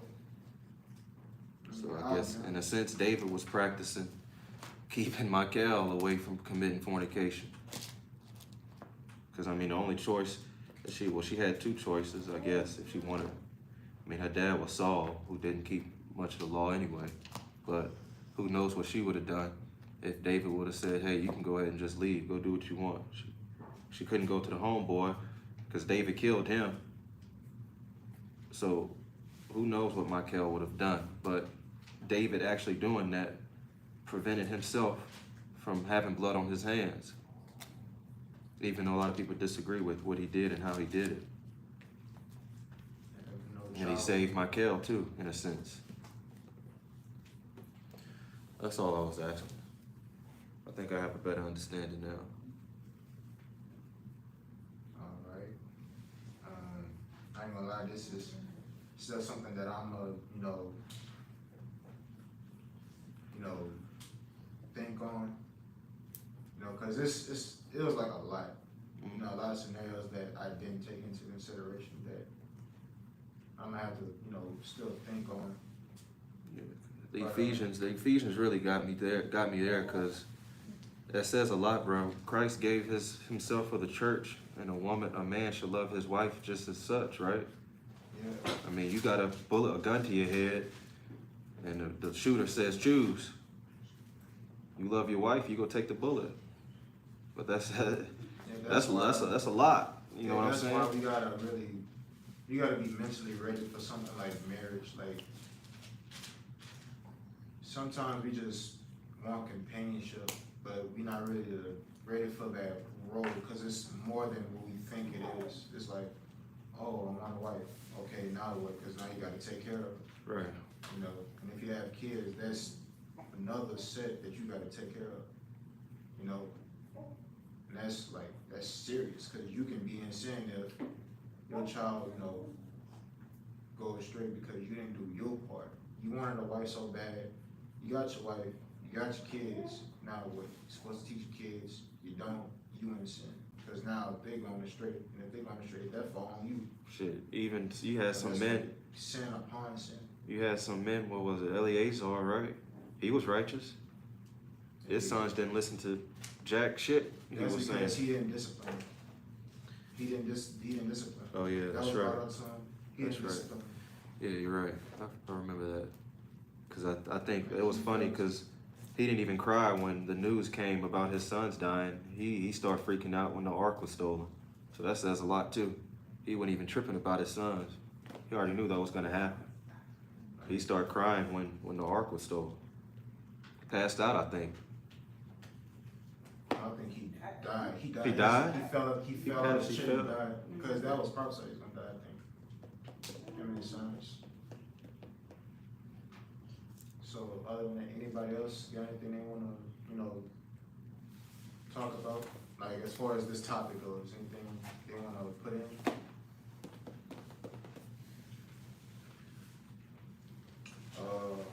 What was that? Oh yeah. I don't think we went to, let's go to 1 Timothy, because you want to go over that lesson again, right? Yeah, I think we stopped at Mark, so let's go to 1 Timothy.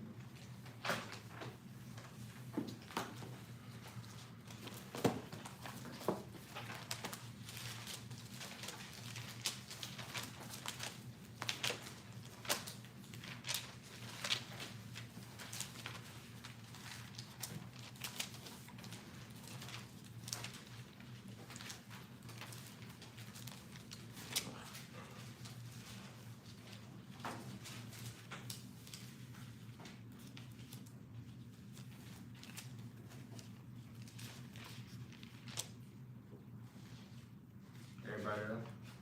1 Timothy what? 1 Timothy chapter 5, we're gonna read verse 8.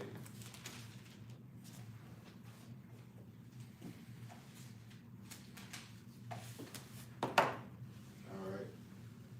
But if any provide not for his own, and especially for those of his own house, he hath denied the faith, and is worse than an infidel. So like I was saying, you know, it goes right back into the conversation we were just having. You know, you have to, since you took on this role of being a husband, and you having kids, you have to, you know, set your house in order. You know, you gotta, you know, you gotta make sure that your kids, especially, you know what God expects for them. You know, you gotta provide for your household, because if you leave them hanging and you their head, you know, you abandon them, you know. And we just got the definition of an infidel, you know. Like, what you did is worse than that, because infidelity is just basically adultery. Apparently that's something. I'm sorry. You're asking what infidel mean in this Bible here. They have another word for it. It says unbeliever. Unbeliever. Mm-hmm. What version is that? The Hallelujah scriptures. Gotcha. Well, I can really go off of this KJV. You know, this is the only one I read. You know, I'm aware that it'll probably say something else. Infidel in regular English means what you just said. Infidel in the Greek is what she said. So it's the same thing. It's just a different word. No, it's the same in the sense that infidelity that you just said, talking about adultery, like a non-believer, that's what they serve other gods. So it's the same in that sense. You just read the definition, which is nothing to colonize. But the other one's from a more spiritual aspect. It's the same thing. Gotcha. I also want to go to Deuteronomy 6. We're going to read verse 1 and 2 and skip all the way down to verse 7.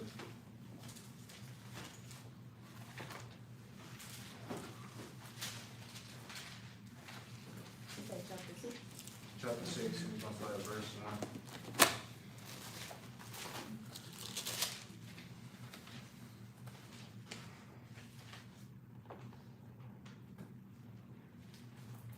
Everybody up?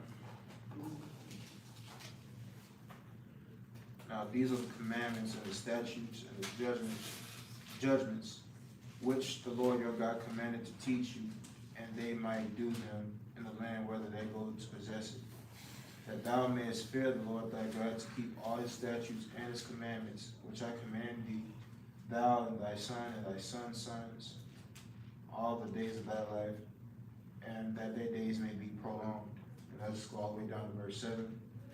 And thou shalt teach them diligently unto thy children, and shalt talk of them when thou sittest in the house, and when thou walkest by the way, and when thou liest down, and when thou risest up, and when thou bind them for a sign upon thy hand, and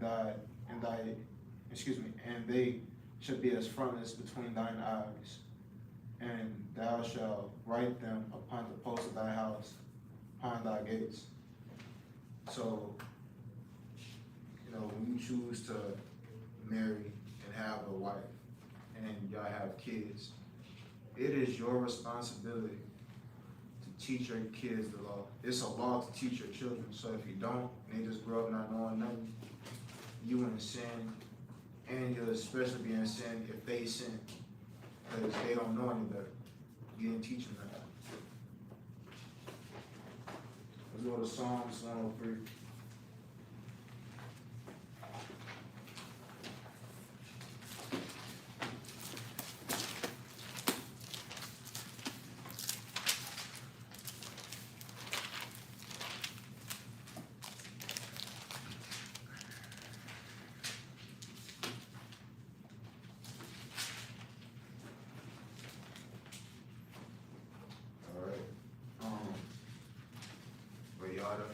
I'm gonna wait till you get up. Alright. Like as a father pitieth his children, verse 12. As far as the east is from the west, so far hath he removed our transgressions from us. Like as a father pitieth his children, so the Lord pitieth them that fear him. Right? So basically, you gotta show mercy to your children, They kids, they're gonna make mistakes, but you have to discipline them so they won't do that again. Especially if they actually sin against sin against God. You wanna prevent that from happening. You wanna show them compassion, but don't be, hard on them where, they scared, where you want them, fear you, but to the point where they can't really think and they discouraged, Mark, let's go to Mark chapter 3.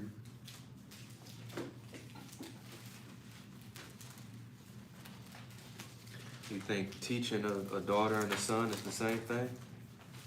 Yes. Like the ways that you should teach them are the same? Yes. Which one do you think is harder to raise? I don't know, I don't have kids. Well, I know if you had just an opinion.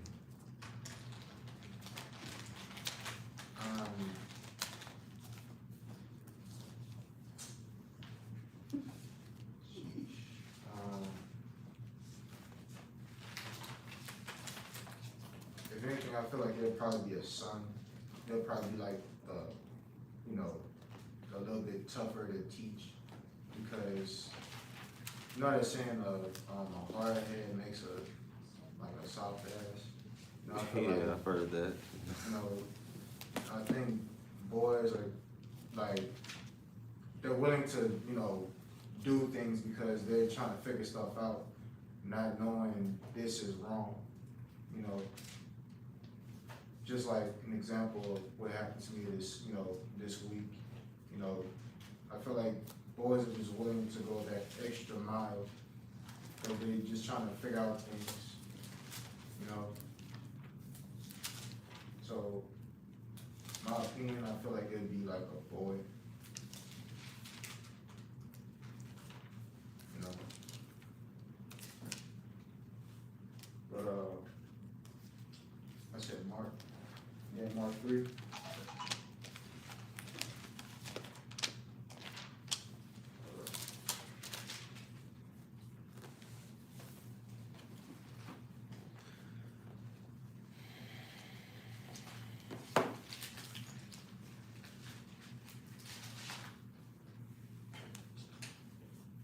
Alright, Mark chapter 3 and verse 25. And if a house be divided against itself, that house cannot stand. So, like I said, before you decide to get married, you gotta make sure you have what it takes to set order in your household. You know, we just went over, you know, what can happen if you don't. You know, your sons, you know, your kids going astray. And you wanna make sure you and your wife are on one accord as far as you doing the will of God, so that way y'all both can teach y'all children right from wrong and what the Father expects from them. And if a house be divided against itself, that house cannot stand. Yeah, like think about it. You arguing with your wife, you know, y'all not on one accord, y'all basically divided. You know? Yeah, like we brought out in Corinthians. That's how you know that was just Paul commentating. It wasn't Christ that taught him that. But I want everybody to go to Colossians chapter 3.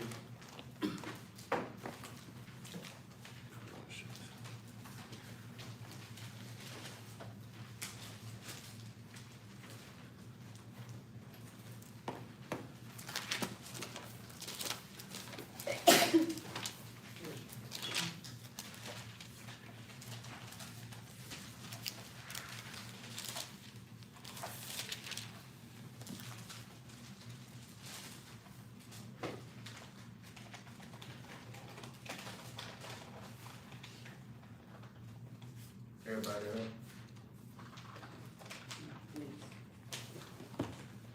Alright. Wives, submit.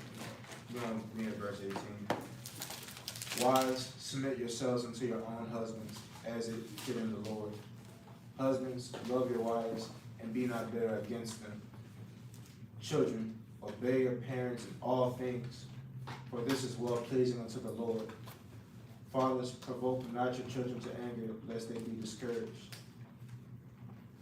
So, like I was saying, just like it said in Mark, you know, a house cannot stand if y'all divided. You know, y'all gotta make sure you and your wife are on board. And y'all especially have to have patience with children, because children will test you, and I got a little bit of that this week. So you gotta have patience dealing with them. I mean, don't get me wrong. Chastise your children when it results to it, you know. But you gotta have compassion to them and let them know right from wrong. Like what you did is wrong. You're not supposed to do that. Just for example. What's that instance where the husband and the wife had brought their child to the judges for being disobedient, and he got stoned? Yeah, I think that was I know that's a lot, but I forgot what it was. Where it says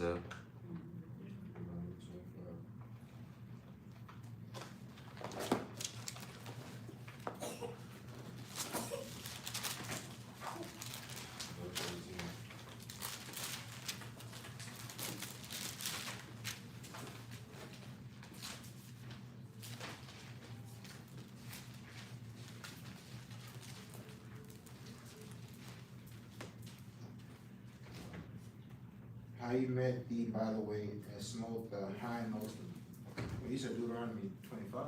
Yeah, 25:18. Oh, 18. 21, 21.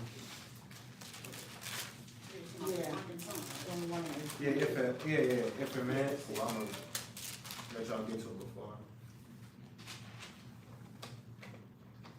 Alright, if a man have a stubborn and rebellious son, which will not obey the voice of his father, or the voice of his mother, and that when they have chastened him, will not hearken unto them, then shall his father and mother lay hold on to him, and bring him out unto the elders of the city, and unto the gate of his place, and they shall say unto the elders of that city, this our son is stubborn and rebellious, he will not obey our voice, he is a glutton and a drunkard, and all the men of this city shall stone him with stones that he die, so shalt thou put evil away from among you, and all Israel shall hear and fear. So that son that you was talking about in that instance, he went the extra mile. He just couldn't be reasoned with. He couldn't be talked to. You know. So how can you, because I'm sure these parents had conversations with this child before they made this decision. I'm talking over and over and over. So, verse 21 of Colossians 4:3, provoke not your children to anger, lest they be discouraged. How can we balance that? How? Like I feel like my answer is like teach them while they young, you know, where they still sponges and they can observe, you know, the information that you give, that you give them. So how can you not spare the rod, but not provoke your children to anger? I feel like once you chastise them with the rod, you gotta let them know what they did was wrong, you know, so they won't, face that same punishment again, you know. I feel like you should tell them, look, I did this because I love you. I don't want to see you do wrong again, but you have to know that what you did was wrong. Don't do it again, because if you don't, you'll get whooped again. Yeah, I think that's fair, because that's the whole point of the Most High chastising us, right? It's not because he hates us, obviously, it's because he loves us. Yes. But some of us are angry when he does that, and then some of us become discouraged. So I think that's a really deep scripture you pulled out, because it's tough to balance stuff like that. You know what I'm saying? If you're not sparing the rod and you whooping your son ass because he out here doing dumb stuff, as well as your daughter, right? That's why I asked, would you treat them differently? You know how folks say don't hit the baby girl or whatever, but Sirach says differently. You know what I'm saying? She say don't play with her, huh? Nah, forget that. It's your children. If they doing wrong and it's contrary to the scriptures, punish them. Like, I don't care if it's a boy or a girl, they gotta know right from wrong so they won't stray away against the father. Yep, I agree. I was just saying it's kind of hard. Whoever said that, like, must not been in the truth. That's my dad. Like, He'd never he'd never whipped her. Shit, I got whipped for her a bunch of times. But now I know it's kind of hard for to balance stuff like that. Cause children, especially these days, bro. Why is that wrong? I didn't say it was wrong. I'm asking. why is what wrong? What you just said? I didn't say you would for your sister. Mm-hmm. Why is that wrong? I didn't say it was wrong. You mean why I shook my head? Yeah. Because, like, she did wrong, right? But you got whooped for it? Yeah, a bunch of times. Why is that wrong? She got away scot-free. Like, is she a better person? Like, is she? Today? Yeah. No. Your sister did some stuff with a dude. What you just gonna do nothing? If she started some stuff with a dude, who gonna have to take care of you? Say that again? If she starts something with a dude, aren't you gonna have to take care of Well, her? yeah, we spoke about that. Then, so what are we talking about? Why is that wrong? Because it's like he getting punished, especially if he get beat up or something, for something that she did, which is usually what happens. If she do something most of the time, you're gonna have to be the one to, like you have sisters, you have 3. Yeah. If they start something with a dude, you're just gonna, Wait a minute, hold on. That's, I may have missed something what you had said. I mean, he just giving one example. They got a whole bunch of scenarios. You got somebody coming into your house, blah, blah, blah. Some things happen, right? You try your best to refrain yourself. And you I only, need to know the full context well, behind this. we could just stick with Zeph's example. We can stick with that. Well, in that case, well, even then, hold on. You said that she starts something with a dude. we're talking about raising children. Yes. The point of raising children is so when they get older, it's gonna be similar situations. Right? If you have a daughter and she do something wrong, most of the time, you or whoever her husband is or her dad, whatever, is going to have to be the one to have to intervene. You understand what I'm saying? Whoever her head is. Whoever her head is. Exactly. So you saying his dad whipping his ass for something that she did is, are you saying that that's wrong per se? Yes. Yes. Like she needs to be chastised like the son. She needs to learn right from wrong. I feel like if the son is getting punished for something the daughter did, she just not learning anything. You wanna get punished like that now? No. That's the point. So you're not getting punished like that now. You have to learn that from young to know not to do that. Exactly. That's why I was saying you gotta teach your kids when they're young, so they won't make those mistakes. I'm saying like, I shook my head because ain't no way in hell that I'm gonna take a beating from something from my sister did. You know, if I had both, as a matter of fact, I can't even recall that even happening to my life because when we did something wrong, best believe each and every one of us got our ass whooped for it. But I'm not about to take some whipping just because my sister did something and it didn't even involve me. That is BS. I think, So your sister go hit a man right now and he hit her ass back, you're not gonna step in? And look, I'm glad that you brought that out because that's different. That's a whole different scenario. I'm asking like, you're not stepping Yes. you'll have in. So to. that mean if he was your ass, that mean you got your ass whooped for something she did, right? Yes, but that's like a different thing. And I get this because I had I don't think I had discussion like this before, but I've seen stuff, like comments like this on social media in reference to that. In this case in particular, that's something kind of, it's like, how can I put this? Of course, you don't want your sister to be hurt, but at the same time, you started this BS.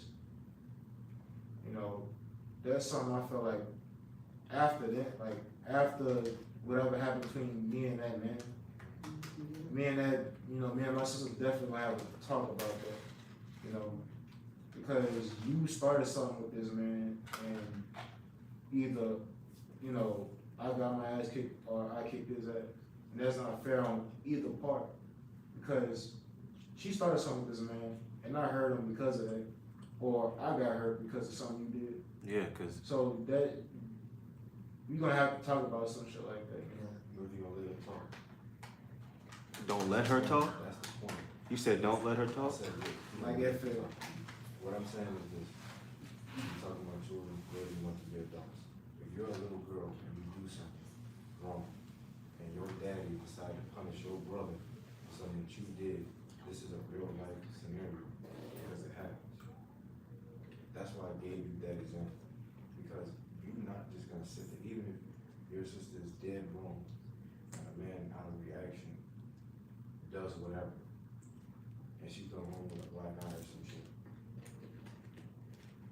You will be saying, if we're gonna teach children the same way that they're gonna learn as an adult, you will be saying that if a girl has to be punished for what she did, you would have to sit there and tell your sister, well, that's what you did.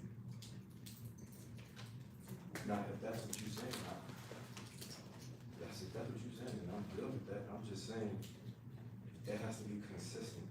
Like, I understand this. I'm gonna be honest. Part of me feels that way. Like, honestly.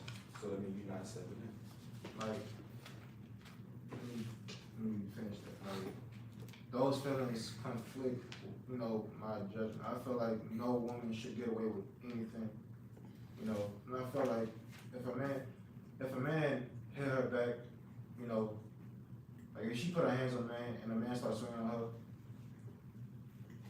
I'm gonna be honest. I feel like she deserved it. Now I know it's gonna seem like I'm biased because it's my sister, but it's like something I gotta think about, you know. And I'm gonna tell you something that happened earlier this week that I wasn't even gonna tell y'all, you know. But I feel like the whole concept of a man shouldn't put his hands on a woman in any cause, that is BS. Cause you just look at how these women are today in this country. You know, a lot of these women didn't get chastised in their childhood. Some may have, and they still like this. You know, but I feel like a woman not facing judgment is pretty BS. Don't put your hands on a woman. No. Cam, That's how I feel. Brother Gay, Just men listen. are stronger than women. Okay, but this is the thing. That being said, why would you test him?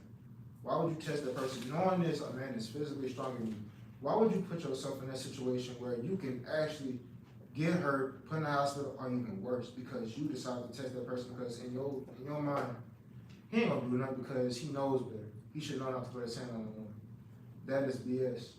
Because there's no consequence, which is why I said, That is BS. I never read the scriptures where a man That's why I feel like. I never read the scriptures where a man put his hand on a woman. it's not in there, that's why. So it's actually the opposite. Remember when Like, I don't. Simeon and his brother Reuben, was it Simeon or Levi? Which one? You talking about the two That's sisters? different, you know. That's different. But they still defended her though. They killed the whole Yeah, but the thing goddamn. is, Yeah, but she got raped. She didn't do That's- nothing wrong. She got raped. That's something different. I'm asking, this is what I'm asking. Like if your sister is at fault, If you're talking about raising children, the point of raising children, raising them to adulthood. So the way you raise them is gonna be based off of reality when they're adults.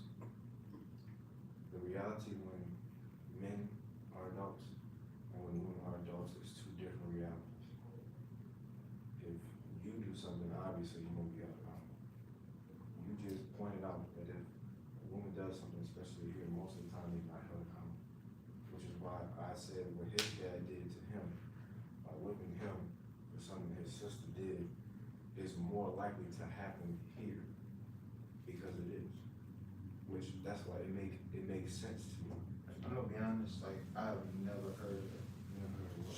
A man taking a man chastising his son for his daughter did. I kid you not. I've never heard that. My dad knew he I was could never- hurt my sister though, dog. I mean, Like she knew that too, which is why she did some of the things she did.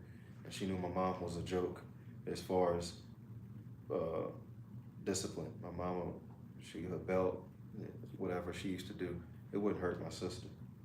So it wouldn't hurt your sister that you was getting your ass for something she did. Wait, what? It wouldn't hurt your sister that you was getting you was My getting- sister didn't. It didn't- My sister would laugh. She didn't care.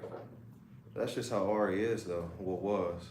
But that's when we were like from 4 and to about 12 maybe. I mean, she had shaved her eyelashes off and I got in trouble because I wasn't watching her properly. It's crazy stuff, bro. That's just how my dad was. He cried because he refused to hit her. I can't hit my baby girl. Nah. That's just how my dad was. I can't. I'm sorry. No, I get it. Was she your older sister Nah, or baby sister? baby. A year younger. That's just how my dad was, though. I mean, but in Sirach it says don't spare the rod for either. That's why I had asked that question. Which one do you say it? Where's that? Isn't it in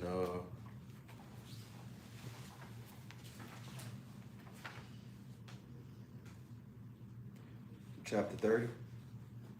Chapter 30 is talking about son. Well, which one is it talking about the daughter? It says, so she won't be an embarrassment to you.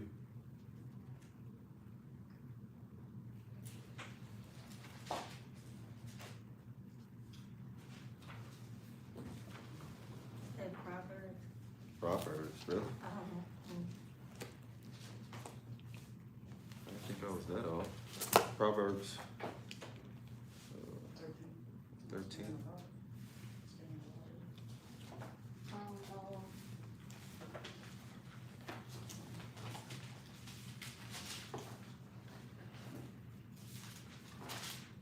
You know what I'm talking about, Zeph?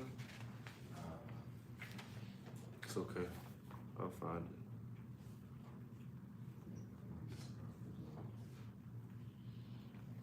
If anything, when it's talking about Shane's daughter, 26. yeah, in 26, it tells you to keep her in. It don't mention nothing like Keep her what? keep her in. Inside the house? Yeah. Which is why you think it's easier to raise a daughter. 100%. What I'm saying is, look, it says in verse 10, Hold on, me and Sarah. yeah, Yeah. and hold on, 26,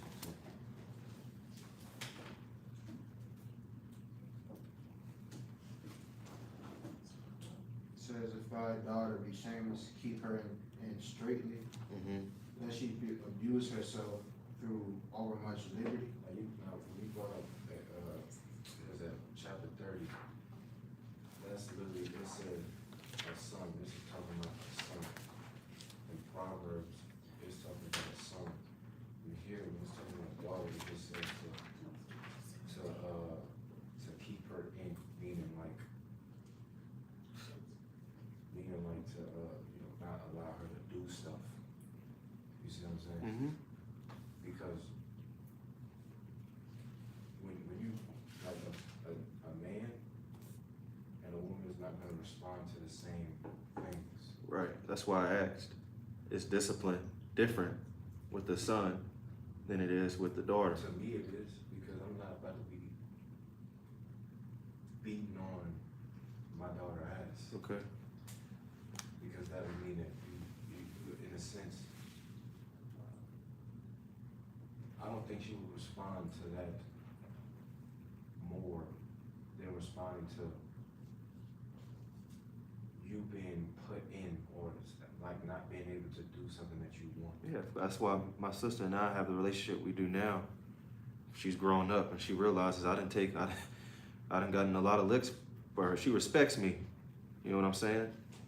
I don't know how the Most High's dealing with her, what made her, or what part of her life made her think like, damn, all this stuff I got my brother in trouble for, things I've done, he really took these licks for me.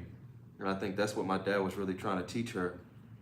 Cause he ain't holding the water with me. He would go in with me, which I understand. It's my dad. It's whatever. It hurt for a little bit, and I got over it. But my sister, bro, she probably still wouldn't forgive him to this day if he disciplined her the way he did me. That's why I asked you that question. How you felt about that? Like I said, man, I don't have kids. Yeah. You know, so I felt like just me, I probably would have still whooped her if she did wrong. I got you. You know, like, I don't wanna show any bias, you know? That's your house, bro. I was just asking. Yeah, so.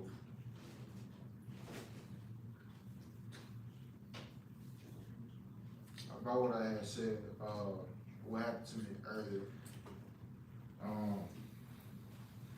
my sister tested me. And I just wanna say up front that I eventually did calm down and apologize, but I had to go pick up, my friend's son was with me. I had my Bibles on the ground. My Bible, my notebook on the ground, picked up, she stepped on it, I was like, hey, man, don't step on my Bibles, let me pick it up first. I'm picking it up. Before she even, I could finish, she said, you should have picked it up. She had it's the way she said it, she had a smirk on her face, and it got me angry. Like, my sister know how to test me. You know what I'm saying? Especially if I got somebody else in the car with me, So it's still on my mind. Drive to the house. I said, Jay, step out the car for me right quick because I want to talk to my sister. She not listening to a word I'm saying after I'm telling about stepping on my Bibles and stuff. We get into it, she locks the door, the boy is still outside. So I'm even more mad because you locked the boy outside. I'm on the phone, I'm about to leave the phone. I go up to our room. I'm like, bro, why you lock this child out? You see he is still out there. She said, well, you have the key. You could unlock it. And that's making me even more upset.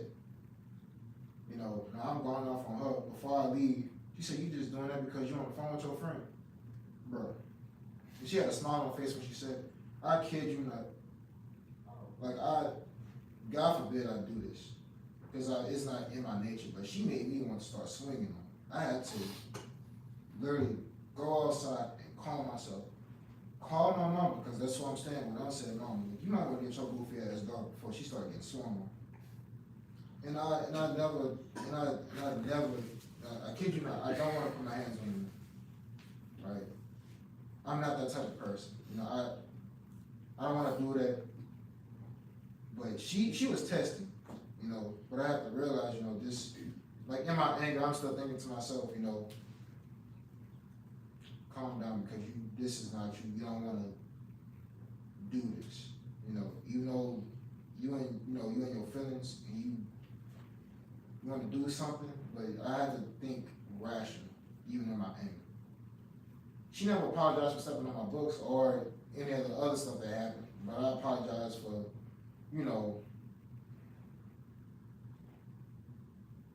I apologize for just being, just fussing at her. I'm still trying to get over it. I feel you, bro. Actually, it kind of was until this scenario was brought out. It just brought that. My parents divorced. I was living with my sister, my mom, and my grandma. That shit was rough. That shit was so rough. That was bad.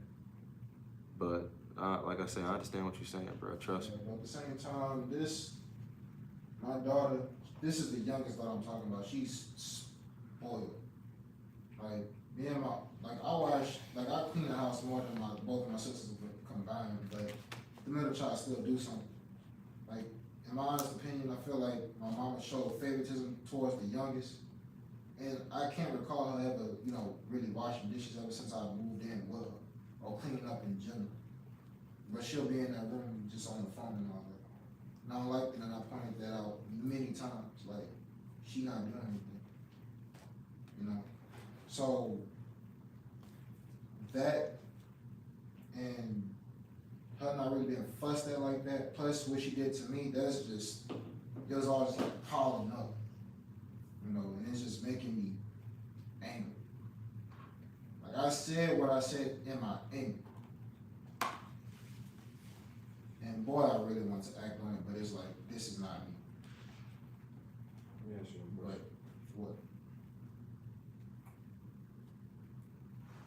What's your name? Yeah. Sister Yafa said men are stronger than women, right? So, in a fight, obviously, you know who will win. What do you think women are stronger than men at? Mind games. Right. So if you to show him that the power that he think he has, which is strength, you don't have it.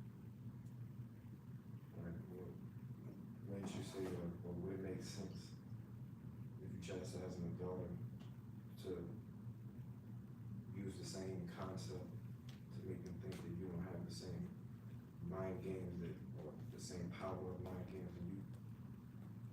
Like if I'm using, like basically if you saying if I'm not using my strength, but actually like physically, like punishing her or something? Like what do you mean by that? So men are physically stronger than women, right? Yes. So when you have a son, you physically whip his ass and physically show him that you physically dominate him. I'm saying, would it make sense to do the same thing from a female perspective instead of like, not as far as whipping, but mentally showing them that you're mentally stronger than them that way? Like for instance, it said a daughter is shameless, keep her in straight, right? Most of the time a young girl's gonna want attention. This is what she wants. When you're in the house, in the room, by yourself, alone, whatever, that does something to your mind. That's why, like, don't they say the worst type of prison is solitary confinement? So you're here in this room, no contact with anyone or anything. I'm asking basically, I just made my question a little bit more simple. Would that be a more effective way to punish a daughter as opposed to whipping her ass? In your opinion? It's just a question. Like I understand. You know, that's something I'm gonna have to think about because I'm not saying that may not be the case because I'm trying to recall incidents where I know that, like for example, my uncle. You know, I'm pretty sure my uncle has physically, whipped his daughter's asses, right? Because he has 2 daughters. But they still get into it. This is mental. Into it with him. Like I lived there to see it. You know, I heard the noise they was talking behind his back and all that. Well, shit, in front of his face too. And I know he whipped them when they was young, you know. So that's something that I would have to honestly think on because right now I'm just kind of set on if my child do something wrong, regardless of if it's a boy or girl, I'm going to whip the ass. But but now that you really got me thinking, and I'm taking examples of, what happened like in my family, maybe I have to reconsider. It's really an opinion. I know they got me on what they daughter is too. Yeah, I know it's something I have to think on. Who knows, maybe I'll do both. I don't know. So what Zeph is saying, what you probably should have done was say, hey, it's okay. I'll just move the Bibles to the back of the car and smiled at her. No. That wouldn't have happened, huh? I don't. I just, like, ultimately, we just want our daughters to learn what they do is not okay. I was joking, bro. Like, ultimately, we just want to make sure that our daughters are women of God, and doing things they're supposed to be doing. Like, if there's some extra steps in trying to make sure she do right, that's something that somebody's gonna have to tell me as a parent of a daughter or 2 or however many they got and how they got them to act, act right. They have to tell me that so I can take that into consideration. But as far as me, you're talking to a childless man, a man with no children, no wife. I don't know nothing. I have no experience in raising kids. So You kind of do though. We do by default, You were raised. Some people raised you. Yeah, I was just raised to get my ass kicked when I did bad. Yeah, me too. And that's all I can think about. That's all I would know. I don't know any other type of punishment that'll really get your daughter thinking and say, what, I think I did wrong. I don't know. But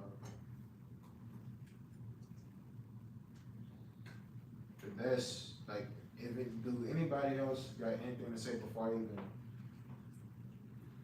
close out this lesson? I think it's very different in today's time though. Like stuff I see on Twitter and Instagram, even in person, bro. I mean, this shit is crazy. Last thing I saw was this little girl in Walmart throwing shit at her grandma, bro. And you having other people that's not involved at all, even the staff at Walmart, don't even know what to do. They don't want to hurt this little girl, and they definitely don't want to put their hands on a child that's not theirs, especially in today's time, right? Whereas when we were growing up, my dad signed a damn contract to say San Francisco Xavier can whoop my ass if I step out of line. But in today's time, bro, people going to jail for stuff like that. You know what I mean? So, and seriously, bro, kids start to resent you. I kid you not. If I messed up, they would call my name on the intercom, come to the office, and they had a big ass ruler. And the teacher would bend over, bam, 5 times on my ass. But again, today's time, bro, that's not happening, dog. That's not happening. So I think it's easier for kids to resent their parents these days, which is quite unfortunate. Because then you hope for the best, you do your job as a parent, and then they out in the world just doing whatever. You know what I'm saying? And the generation under us supposed to be the ones to take our baton, you know what I mean? You know, it's getting harder and harder. That's why I was just posing those questions, because personally, I don't know what I'd do. I'm like you. I don't know. I don't think I'd hit my daughter. I don't know. But I was just asking, bro. But All I can do is just, at the very least, take some advice from somebody who actually had daughters, who act right. My daughters and still act, their daughters still act the way they are now than from when they were children. I can only. I don't know many in the truth. I only know really. What do I do to get my daughter to act right? I know one in the truth, and that's Zeph. That's pretty much it. And Zariah is a baby, so I can't really have an opinion on that right now. But I guess as we continue to grow, we'll learn. But I definitely can't do worldly things in an Israelite household. So that's why I was just asking. Well, this really did get me thinking. I'm about to ask him about this soon. In private though. But Where were we at in Colossians? Where we go again? we were supposed to go to 3 and 18.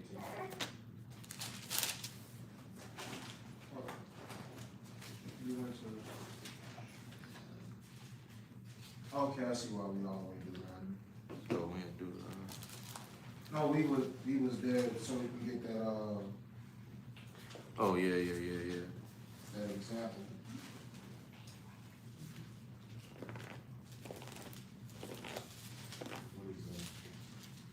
That It was when you had left. it was the son that it was a law, but we was in Deuteronomy 21. You said 25, but you meant to say 21 for that law about if the man and the husband got a rebellious son. We going to 21 and 18? Yeah, you said 25. Yeah, you did. It's all right though, bro. Everybody heard you say it, and that's when sister. They said 25. Yeah. Yeah, you said 25. You said, didn't you mean 21? When you went to 21, we read it. You had stepped out. But it is what it is, man. Let's go to Colossians 3 and 18.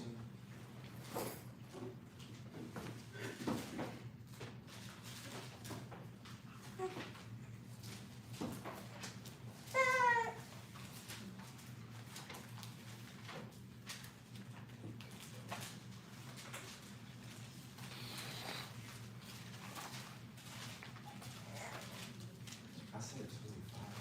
Mm-hmm. Like you tired, man? You ain't getting enough sleep. I mean, it's okay, man. Nobody perfect. It was just a simple mistake. That's all.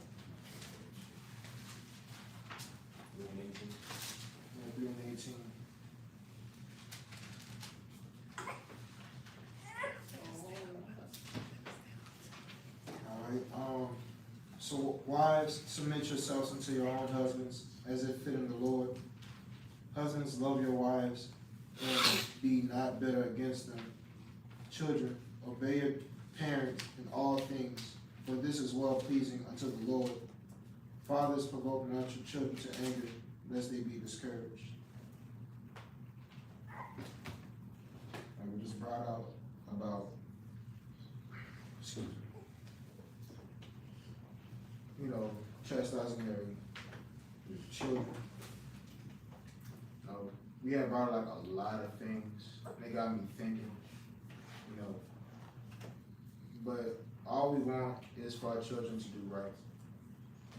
Regardless if it's a boy or a girl, how we handle, how we, discipline them. We just wanna make sure they just get a message like, hey, look, what you did was wrong. Don't do this again,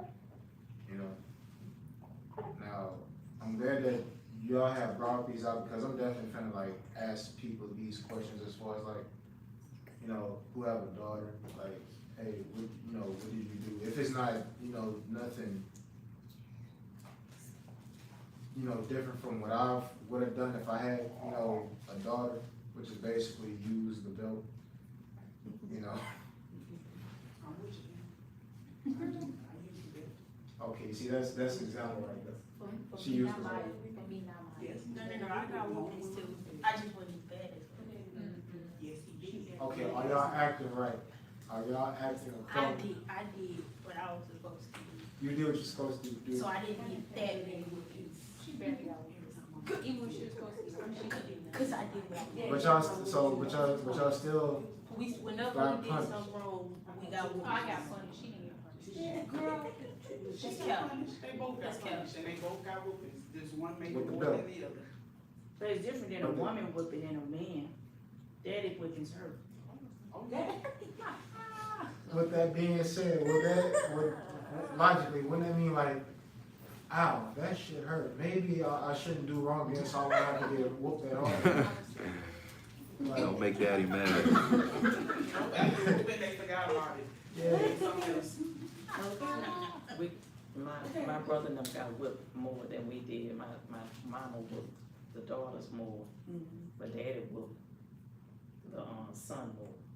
Okay, so But daddy didn't hardly whoop me and my sister.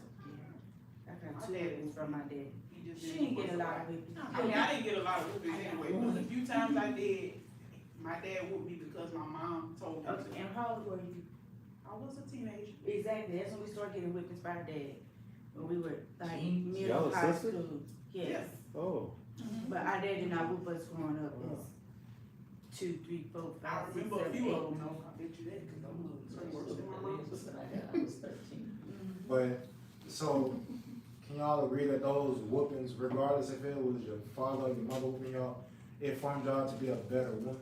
Oh, Or- yeah. Oh, yeah.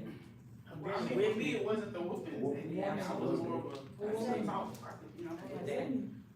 It was just some moments where I probably was being a little bit, but for the most part, my mom and dad said. So it was the talk after the whoopings? Oh, you got those before, during, and after the whoopings. I don't remember talking, I just remember hits. Yeah, I This didn't is do why, it to this talk is to why my I'm about mom. to do She it. gonna talk to That's me why I'm before doing the it, and that's why I did Everybody, it. I can tell you, that's it. Yeah, that's the ones I hated, when they put you in. That's a full combination. I used to run from her, hide under the bed. Come get me. It was a combination of both, though, the whoopings and the talkings, So, but like we said, those whoopings made y'all better women, basically. Absolutely. And you said, and sister, Anyway, Yehuda, sister Yehuda, you said you only got whooped one time, right? by my father, By your father. he only hit me, correct that, hit me one time. One And that time. was it. He ain't, he wasn't really a disciplinary like that, but my mom did all the discipline. Ooh, she used to tell my little brother, But that formed you to a woman though, right? Because of whoopings. Well, the talk and the whoopings. Did it happen? yeah. Okay. So, women's matter. Like, hey, mind games, you know, playing the mind games with your daughter, it probably works too, but I don't, I was just asking a question. like that, I don't know if I'm capable of doing that. It wouldn't be necessarily, Like, you know. I'm not sure, like, I guess that's something I have to know my daughter to play at our own game. But it's like, yes.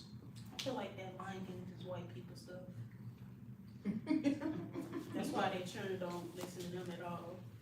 Yeah, see, They this is, just talk to them, they'll never whoop them. and all of those memes, those jokes about stuff like that, basically how, like, for instance, like, dude have his friend over, and his mom like, it's an example for like some video that I saw. The mom told him to do something, and this is a white mom and white son, and you know, the black friend is just observing.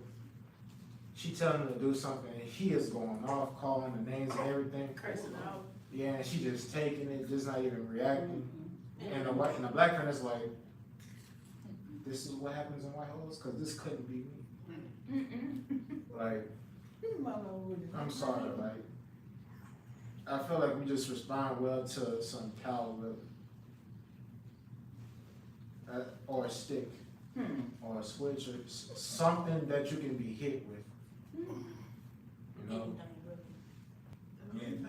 Well, I remember growing up, you lucky, cause I know a few of my aunts had nothing but boys, and she didn't grab anything, she gonna hit you with a fist. Hey, I guess you call fist rods then, because. Can I ask y'all a question? Since y'all with the whipping thing, I gotta ask you a question. When you whip your son's ass, right? Can that translate to when he's an adult? Like him getting something that he did wrong, and the response that he get is a physical altercation, like can that translate to when he's an adult?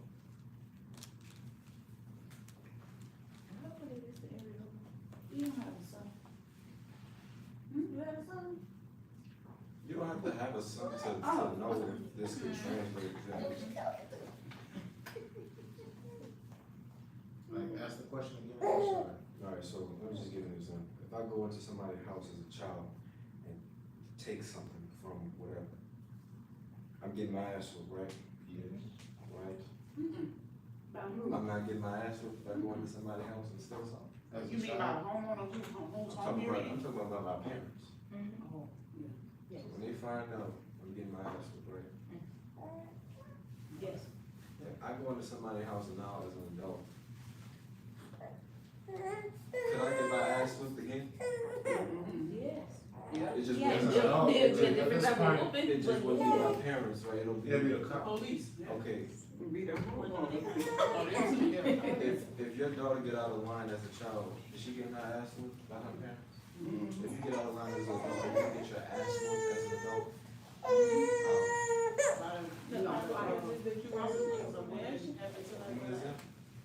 I mean, depending on what she did. Right. Okay, I'm Okay, saying, well, you give me an example of what she did.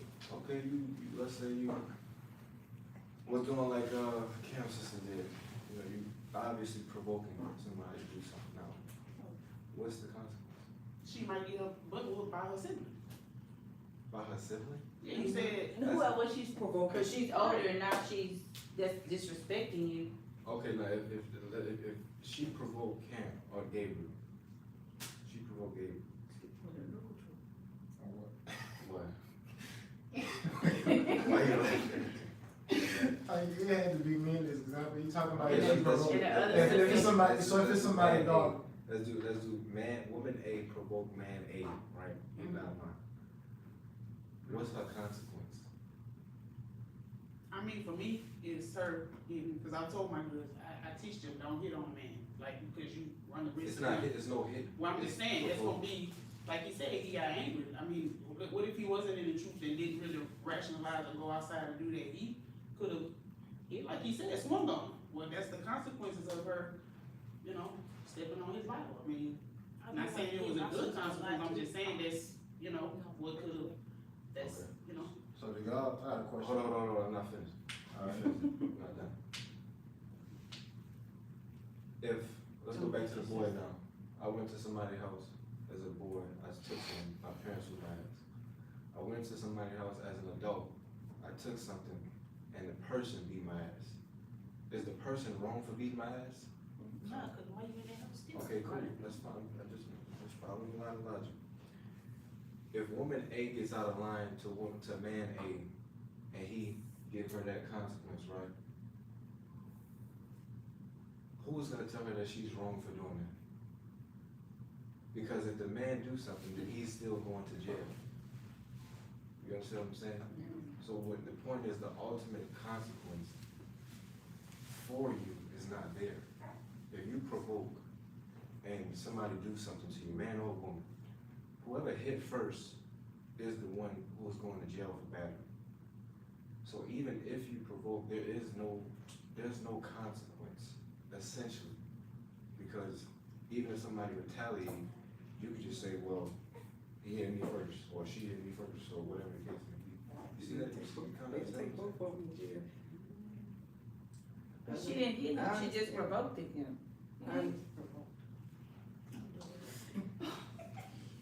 I hear what you're saying, because my grandfather was like that. I was hearing Cam say, one of them say that they dad didn't whip the daughters or whip the girls. My grandfather was like that with us growing up. He did spank the boys, but he didn't whip the girls, and his reasoning behind it was two things. One, he said, because we gonna bear children. If you hit us wrong, we may not have kids. That was his first, bearing children. He said if you hit them wrong, they may not bear children. That was his first thing, and the second thing was, he didn't want them to respond to whippings, because as they got older, a man hitting them would be justifiable. And so he said he didn't want to train them to think like that, so he talked to us more than anything. Now, my grandmother would spank us, but he wouldn't. He said he didn't want that to be a reflection or a reminder, a trigger to us that if a man struck us, that it was okay. So he didn't whip us, and that was his logic behind it. I understand. I'm not saying you should chastise. I'm saying that it's just like you training the child for reality as an adult. As an adult, we know that there are stuff that women can get away with. We know this. But that's the society. So what's stopping? That's what I'm saying. What's stopping you, other than your own integrity, which most people don't have? There's nothing stopping you. There's something stopping you. You're going to jail, or somebody daddy might whip your ass. Somebody's brother might come and shoot you or something. Like you subconsciously know this. So even if you don't have integrity, there is something that will stop you because you don't want to. Oh shoot, she got brothers. She got a daddy. This and that. So That's the training for the girl as well, though. that's what I'm saying. That's the training. The same rule can't. I think when they're small, you should tap them and let them know they shouldn't do those things. But yeah, it's the talking, it's that lecture that you give them. I mean, I was one, I whipped mine, but I talked to them first. And then I let them know they're gonna get the whip for you anyway. But you're gonna get talked to far, you can understand why you're getting the whipping, but you still got it. But, I mean, when they were little, you tap them and say, no, you don't do that, and you tell them why. Talking was the forefront of everything. And if you did it again, then that means that either my talking is not being heard or you don't care. So then you move to the next step. But that's where I'm at, because I'm playing devil's advocate right now. If I've seen, me personally, I've seen kids my age in high school who had good parents, did not let their parents didn't let them just get away with stuff. So the reason I'm asking about the transition is because the transition is the most important part. Like your teachings or whatever, do they translate to when I'm an adult? If I'm a rebellious son or daughter, son or daughter. The moment I leave your house is the moment of my freedom. So if I'm getting my butt whipped by my dad or whatever, or let's say my mom, and it don't really affect me like that. The moment I get out of her house, it's a wrap. If I'm a girl and I'm getting my ass whipped by my mom or whoever is doing it, the moment I get out of your house, it's over. Until they learn, cause the world don't care about them as much as their parents did, cause they're gonna see it I again. mean, they're gonna learn the hard way then. They gonna learn the hard way regardless. We all gonna learn the hard way. What training goes on in your house, you still gotta experience it for you to understand what they were saying to you. So you're gonna get it one way or another. There are those who test the waters, and some who learn from the house and don't go out and do it. But the world teach you. If you live from it, you learn. If you die from it, you're gonna learn. But you gonna get taught one way or another.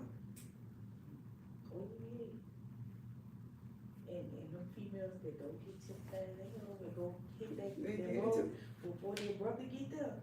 They getting that hit, that first lick from that individual before their brother get there to take the rest of the woman. And trust me, she gonna think about that the next time she try to hit another boy. Hey, I mean, you got, that's but why if you don't do that, then, hey, I know you brothers learning who from did. They you got their learning sisters from afterwards. experience. That in that situation right there, you learning from experience. Not that I'm saying that, you know what I'm saying.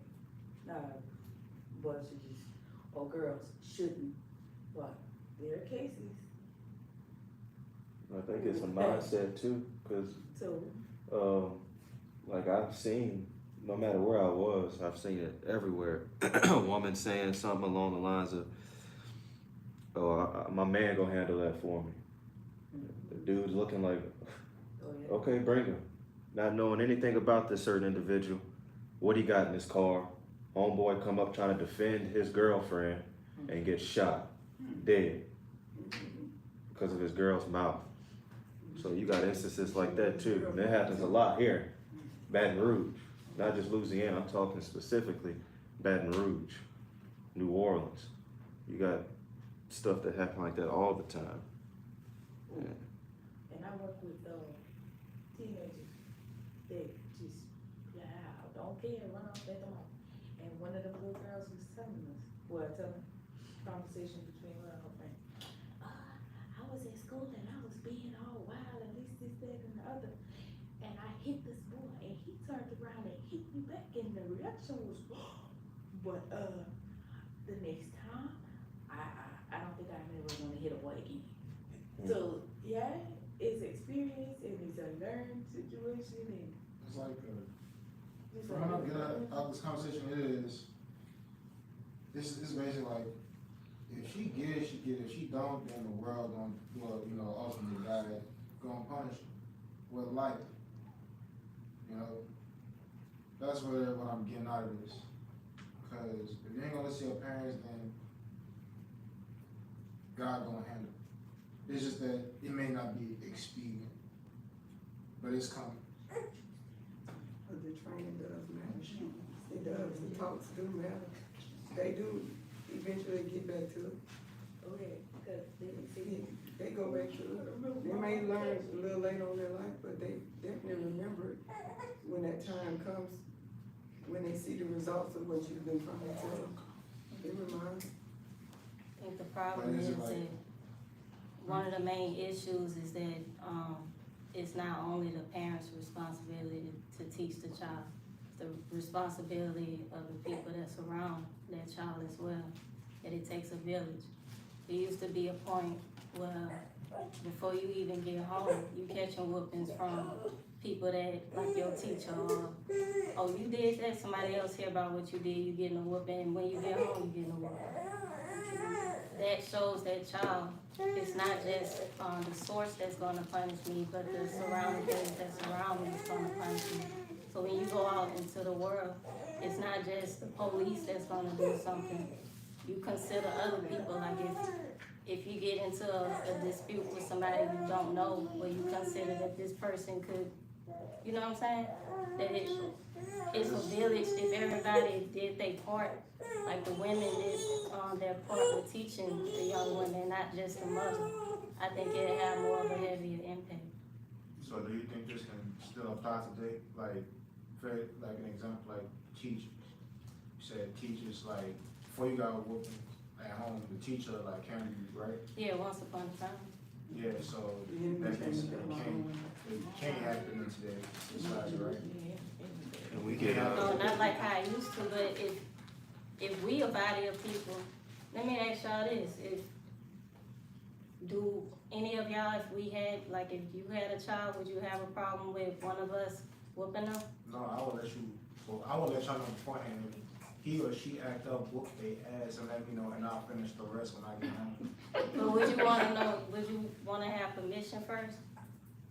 Like Yeah, us, that's- Yeah, but I'm giving you the permission to do it, like I'm telling you beforehand, look, my child act up, you have my permission to, handle your business, but, let me know, like, ahead of time, you want, like if that you would want me to let you know ahead of time. I would want you to let me know what my child did, and you discipline my child.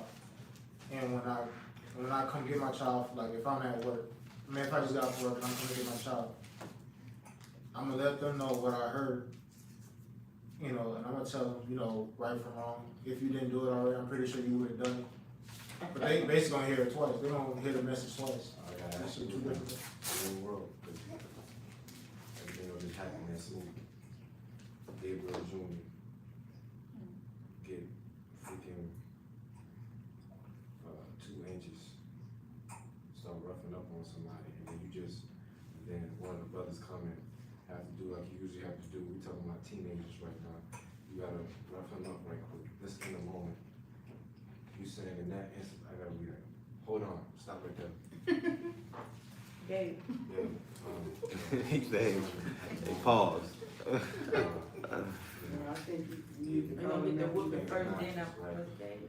That's what I'm saying. So sometimes things. Cause it wasn't even a thought. You say the whole thing over, what, I have to stop doing that, I have to answer the phone, redo that part. Alright. What I'm saying is, let's say I gotta rough up your son. Cause your son got out of line with somebody at the congregation or something. I'm talking about like getting all up in their face, what you gonna do? I'm bigger than you. I got my dad's genetics, I'm big, I'm bad, I'm this and that. What you gonna do? I'm saying some things are momentary. So, I'm just giving you as a scenario. If your son is doing that, the longer I wait to call you and explain to you what's happening. Well, whoop his ass then, and then tell me after, why you have to whoop That's his what ass. I'm just asking, like, does it have to be before? No, it doesn't have to be before. Just look, after you whoop his ass, let me know. I was like, okay, babe, come on, now I'm finishing the race. Alright? As long as I just know why, that's all that matters.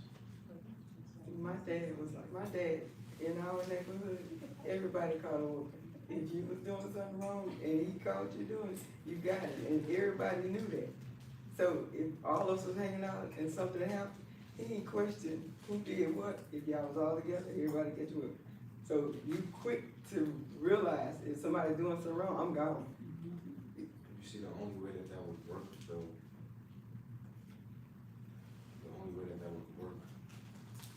is if we had a community. You realize that, right? Like, it's not gonna work if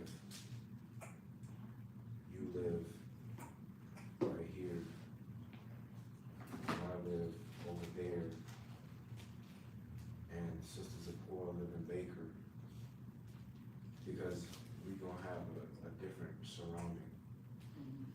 So regardless of what you or I or anybody else is teaching, whatever child they may have, they're going to school, social media, they have it.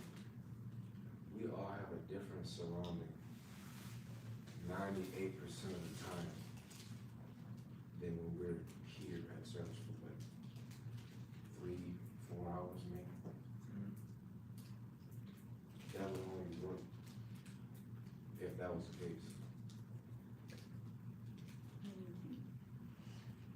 So what that would mean is this conversation wouldn't even be relevant until something like that was, I ain't gonna say established, but like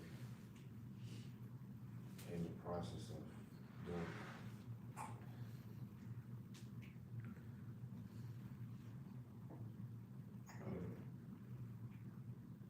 So, you saying, so you saying we need a community to do something like that, right?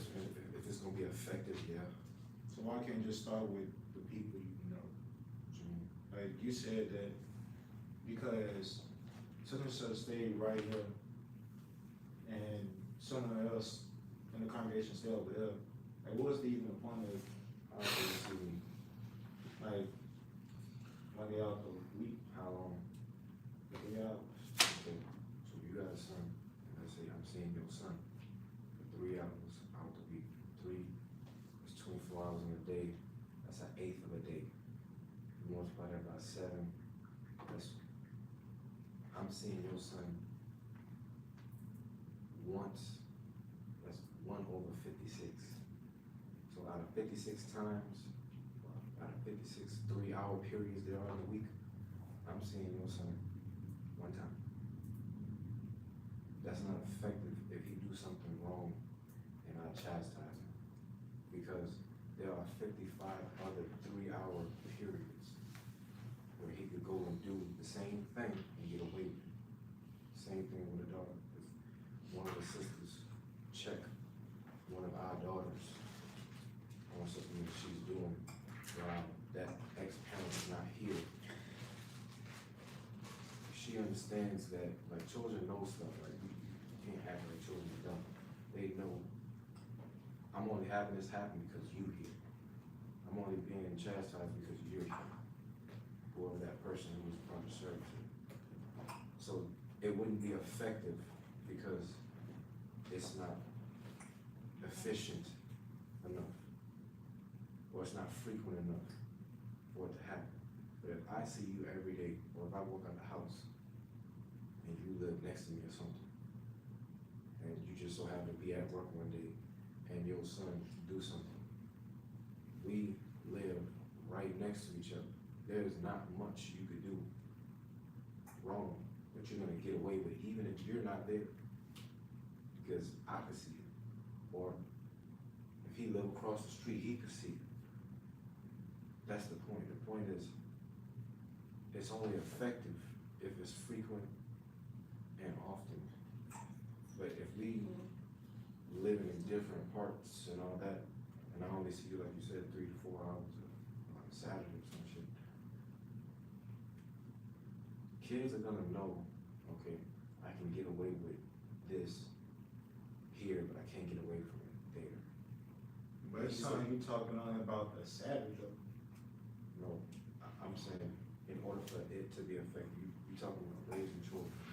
In order for raising children effectively, like a village, like Sister Ahava just said,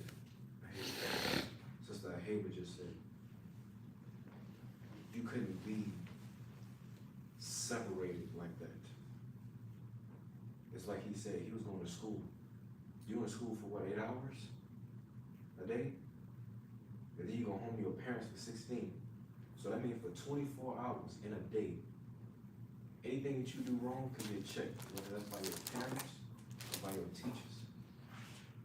You see that? So there's not much room for error. There's not a lot of wiggle room for a child to be able to escape doing something wrong or get away with doing something wrong.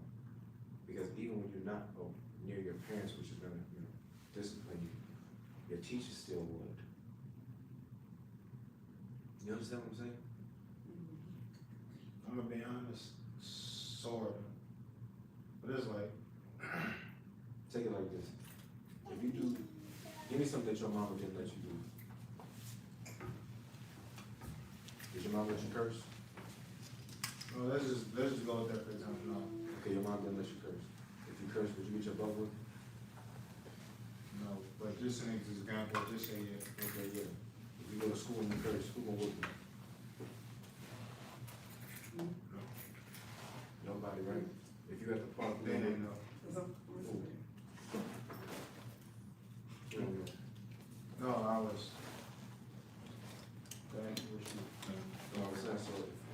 parents whip you for cursing, when you go to school and curse, who's gonna whip you? If you're at the park and you curse, who's gonna whip you? Yeah, I know. If you was at the park with somebody, Well, somebody who would though, they would whip you, right? I would want my child to, like, if they went to the park, I would want one of them to, you know, be there watching my child being in the park. So that park one, I don't know if that's a good one. Nah, the school one I understand because, you know, you only see your teacher for like no more than like maybe an hour and 30 minutes before the bell rings or something, and you with your friends and you can't see what your friends are doing unless a principal happen to be there. That's not even guaranteed that the principal or somebody else gonna be there. But the park, my child is most likely gonna be, for example, like with somebody that I do know, like one of the sisters, and they happen to be free to watch my child. They can't get away with anything if the sisters are, you know, watching my child at the park. School, that's something a little bit more complicated because, you know, we don't have the luxury of, I guess, to the extent, tell them to teach our principal a chance, you know, give them the blessing to, you know, chastising our child if they do wrong. You know, so I understand that. So school is like a whole different ballgame because they're around their peers. You know, but I'm talking about like other things like other than the park. Because if I'm at work and, you know, if I can't pick up my children or my wife, you know, working, and she can't pick up the kids, I would want somebody, if it fits in their schedule, to watch the kid, you know, watch my kid or kids until I get them from work, you know. So it sounds like really this issue is the school. No, it's not just the school, because we're talking about a community. A community is like nature. Everything is gonna keep itself in check and balance. If you got a son and I got a son, and we both tell them, teach them the same thing, not to curse. I'm not saying that we do that to give it as an example. You trying to say that the only way you would know that your son cursed is if he was with an adult and the adult came back and told you, right?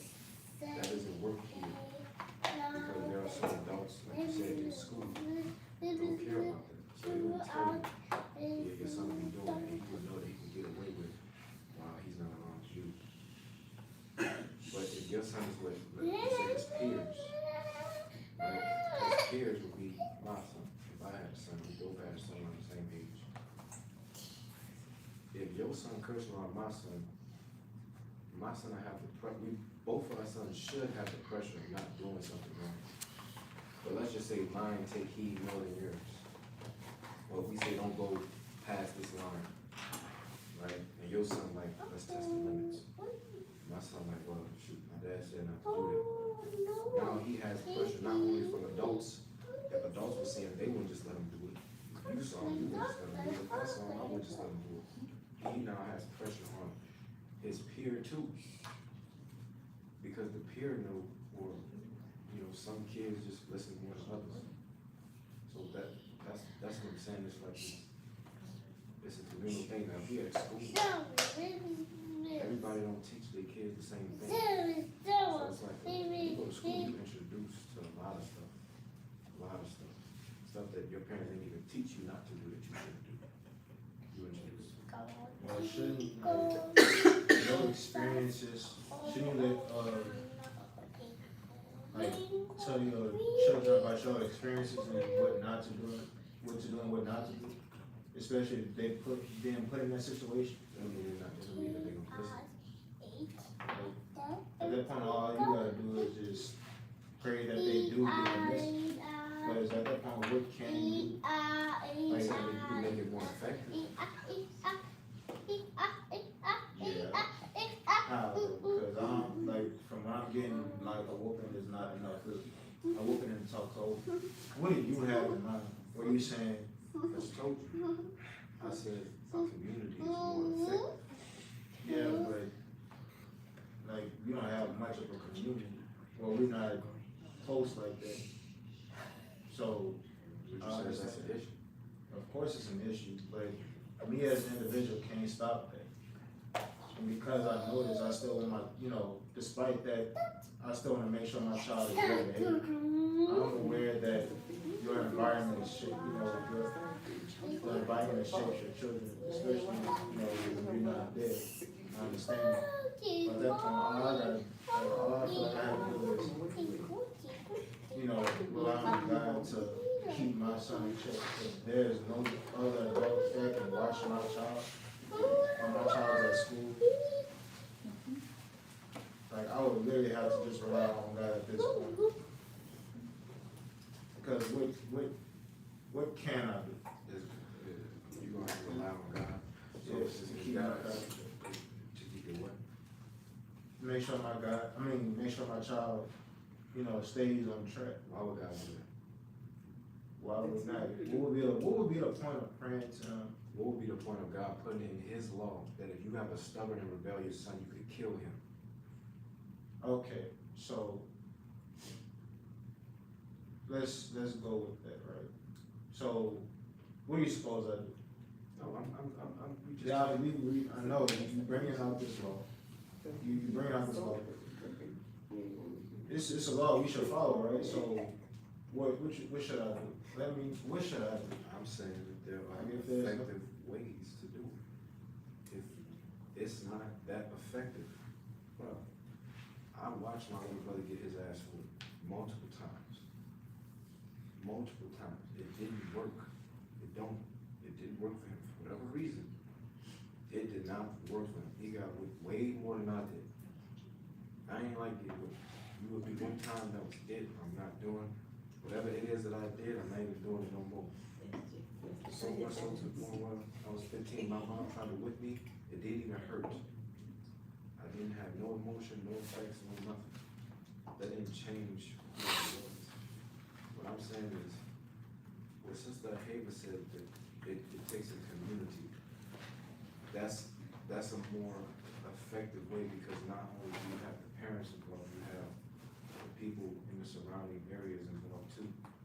But if we want to be more effective, the way that you be more effective with raising children in that way is to be more closely packed and not to be so separated. You don't think Satan know to do stuff like you said, take out women, children in schools now? You don't think he know that that's gonna be effective for him and his agenda to cause more evil? He knows that, so how do you counter that? Because Satan is not God's enemy, he's your enemy. So the way that is the most effective, in my opinion, is like what Sister Halo said. You would have to be in a situation where whoever adhere to what I adhere to, we live in this same area. And there's a level of, there's like a hedge around it, where the stuff we don't like don't really come in, and the stuff that we want to keep in stays in. That's effective, and it works. I mean, look at the Amish people, bro. They got people in Utah right now who still, like if you go there, they look like they live in an old 1900 movies. They don't have no social media. They don't do none of the trends and the fads that people do. They really living like that. Like literally, and it's because they have put themselves in an isolated area.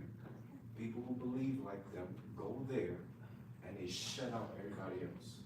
So all the BS that you don't want your son to do, don't even get in. Yeah. So I just really go back to getting our own land. You talking about the Mormons? Amish, Mormons, I think they. But they tend to find out the same thing when they allow their children to go out. They bring in people that's not like theirs and become corrupt. But I was thinking about, like what you were saying, it has a lot to do with the upbringing, as well as, like with me and my my cousins or whoever who have kids that go to school, and they all go to the same school, I got permission to whip everybody. So if something go on at the school call me, and I go to the school and deal with them. But I also then have to make sure she knows that you telling me to do this, whatever I talk to him about, you need to uphold. We need to be on the same page.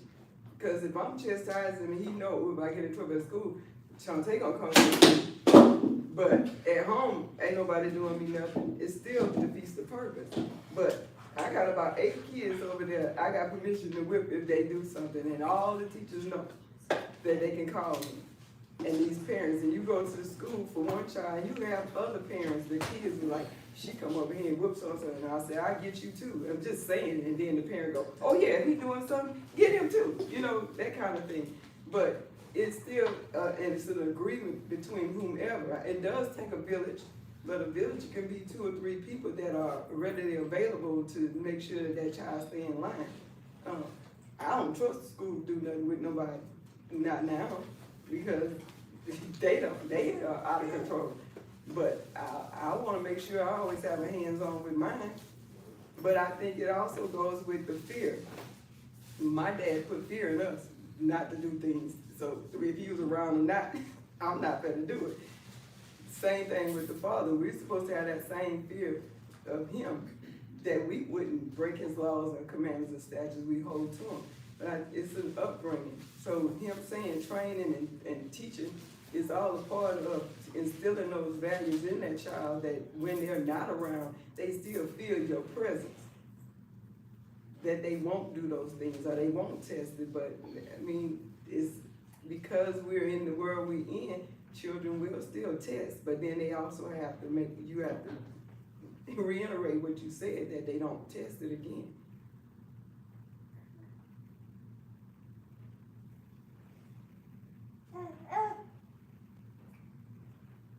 So,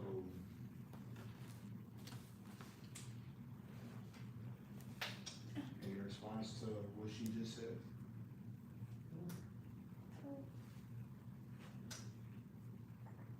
Alright. Does anybody else have anything to say?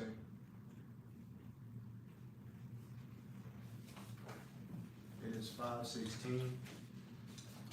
So I guess we can wrap this service up, but before we go, we can get a prayer.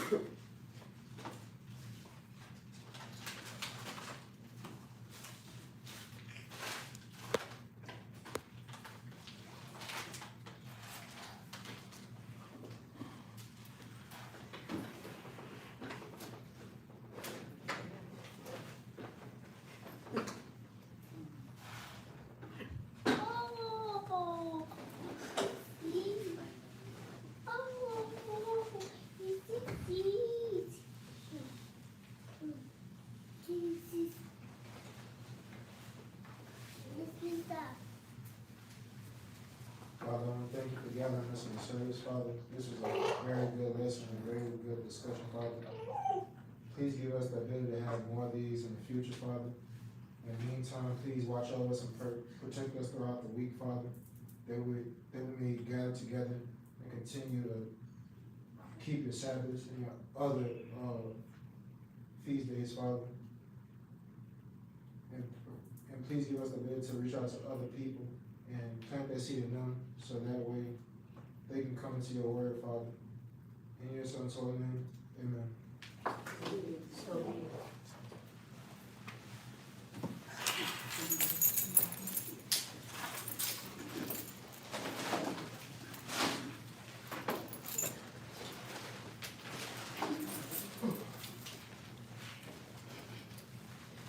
I got another video.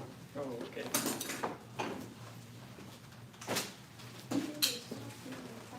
That's the library property. He brought that home with him the other week. He stole it.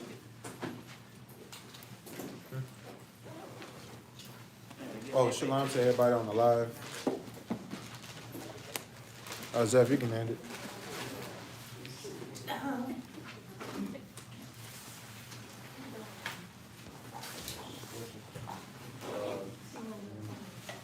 She said she coming back, she doing something.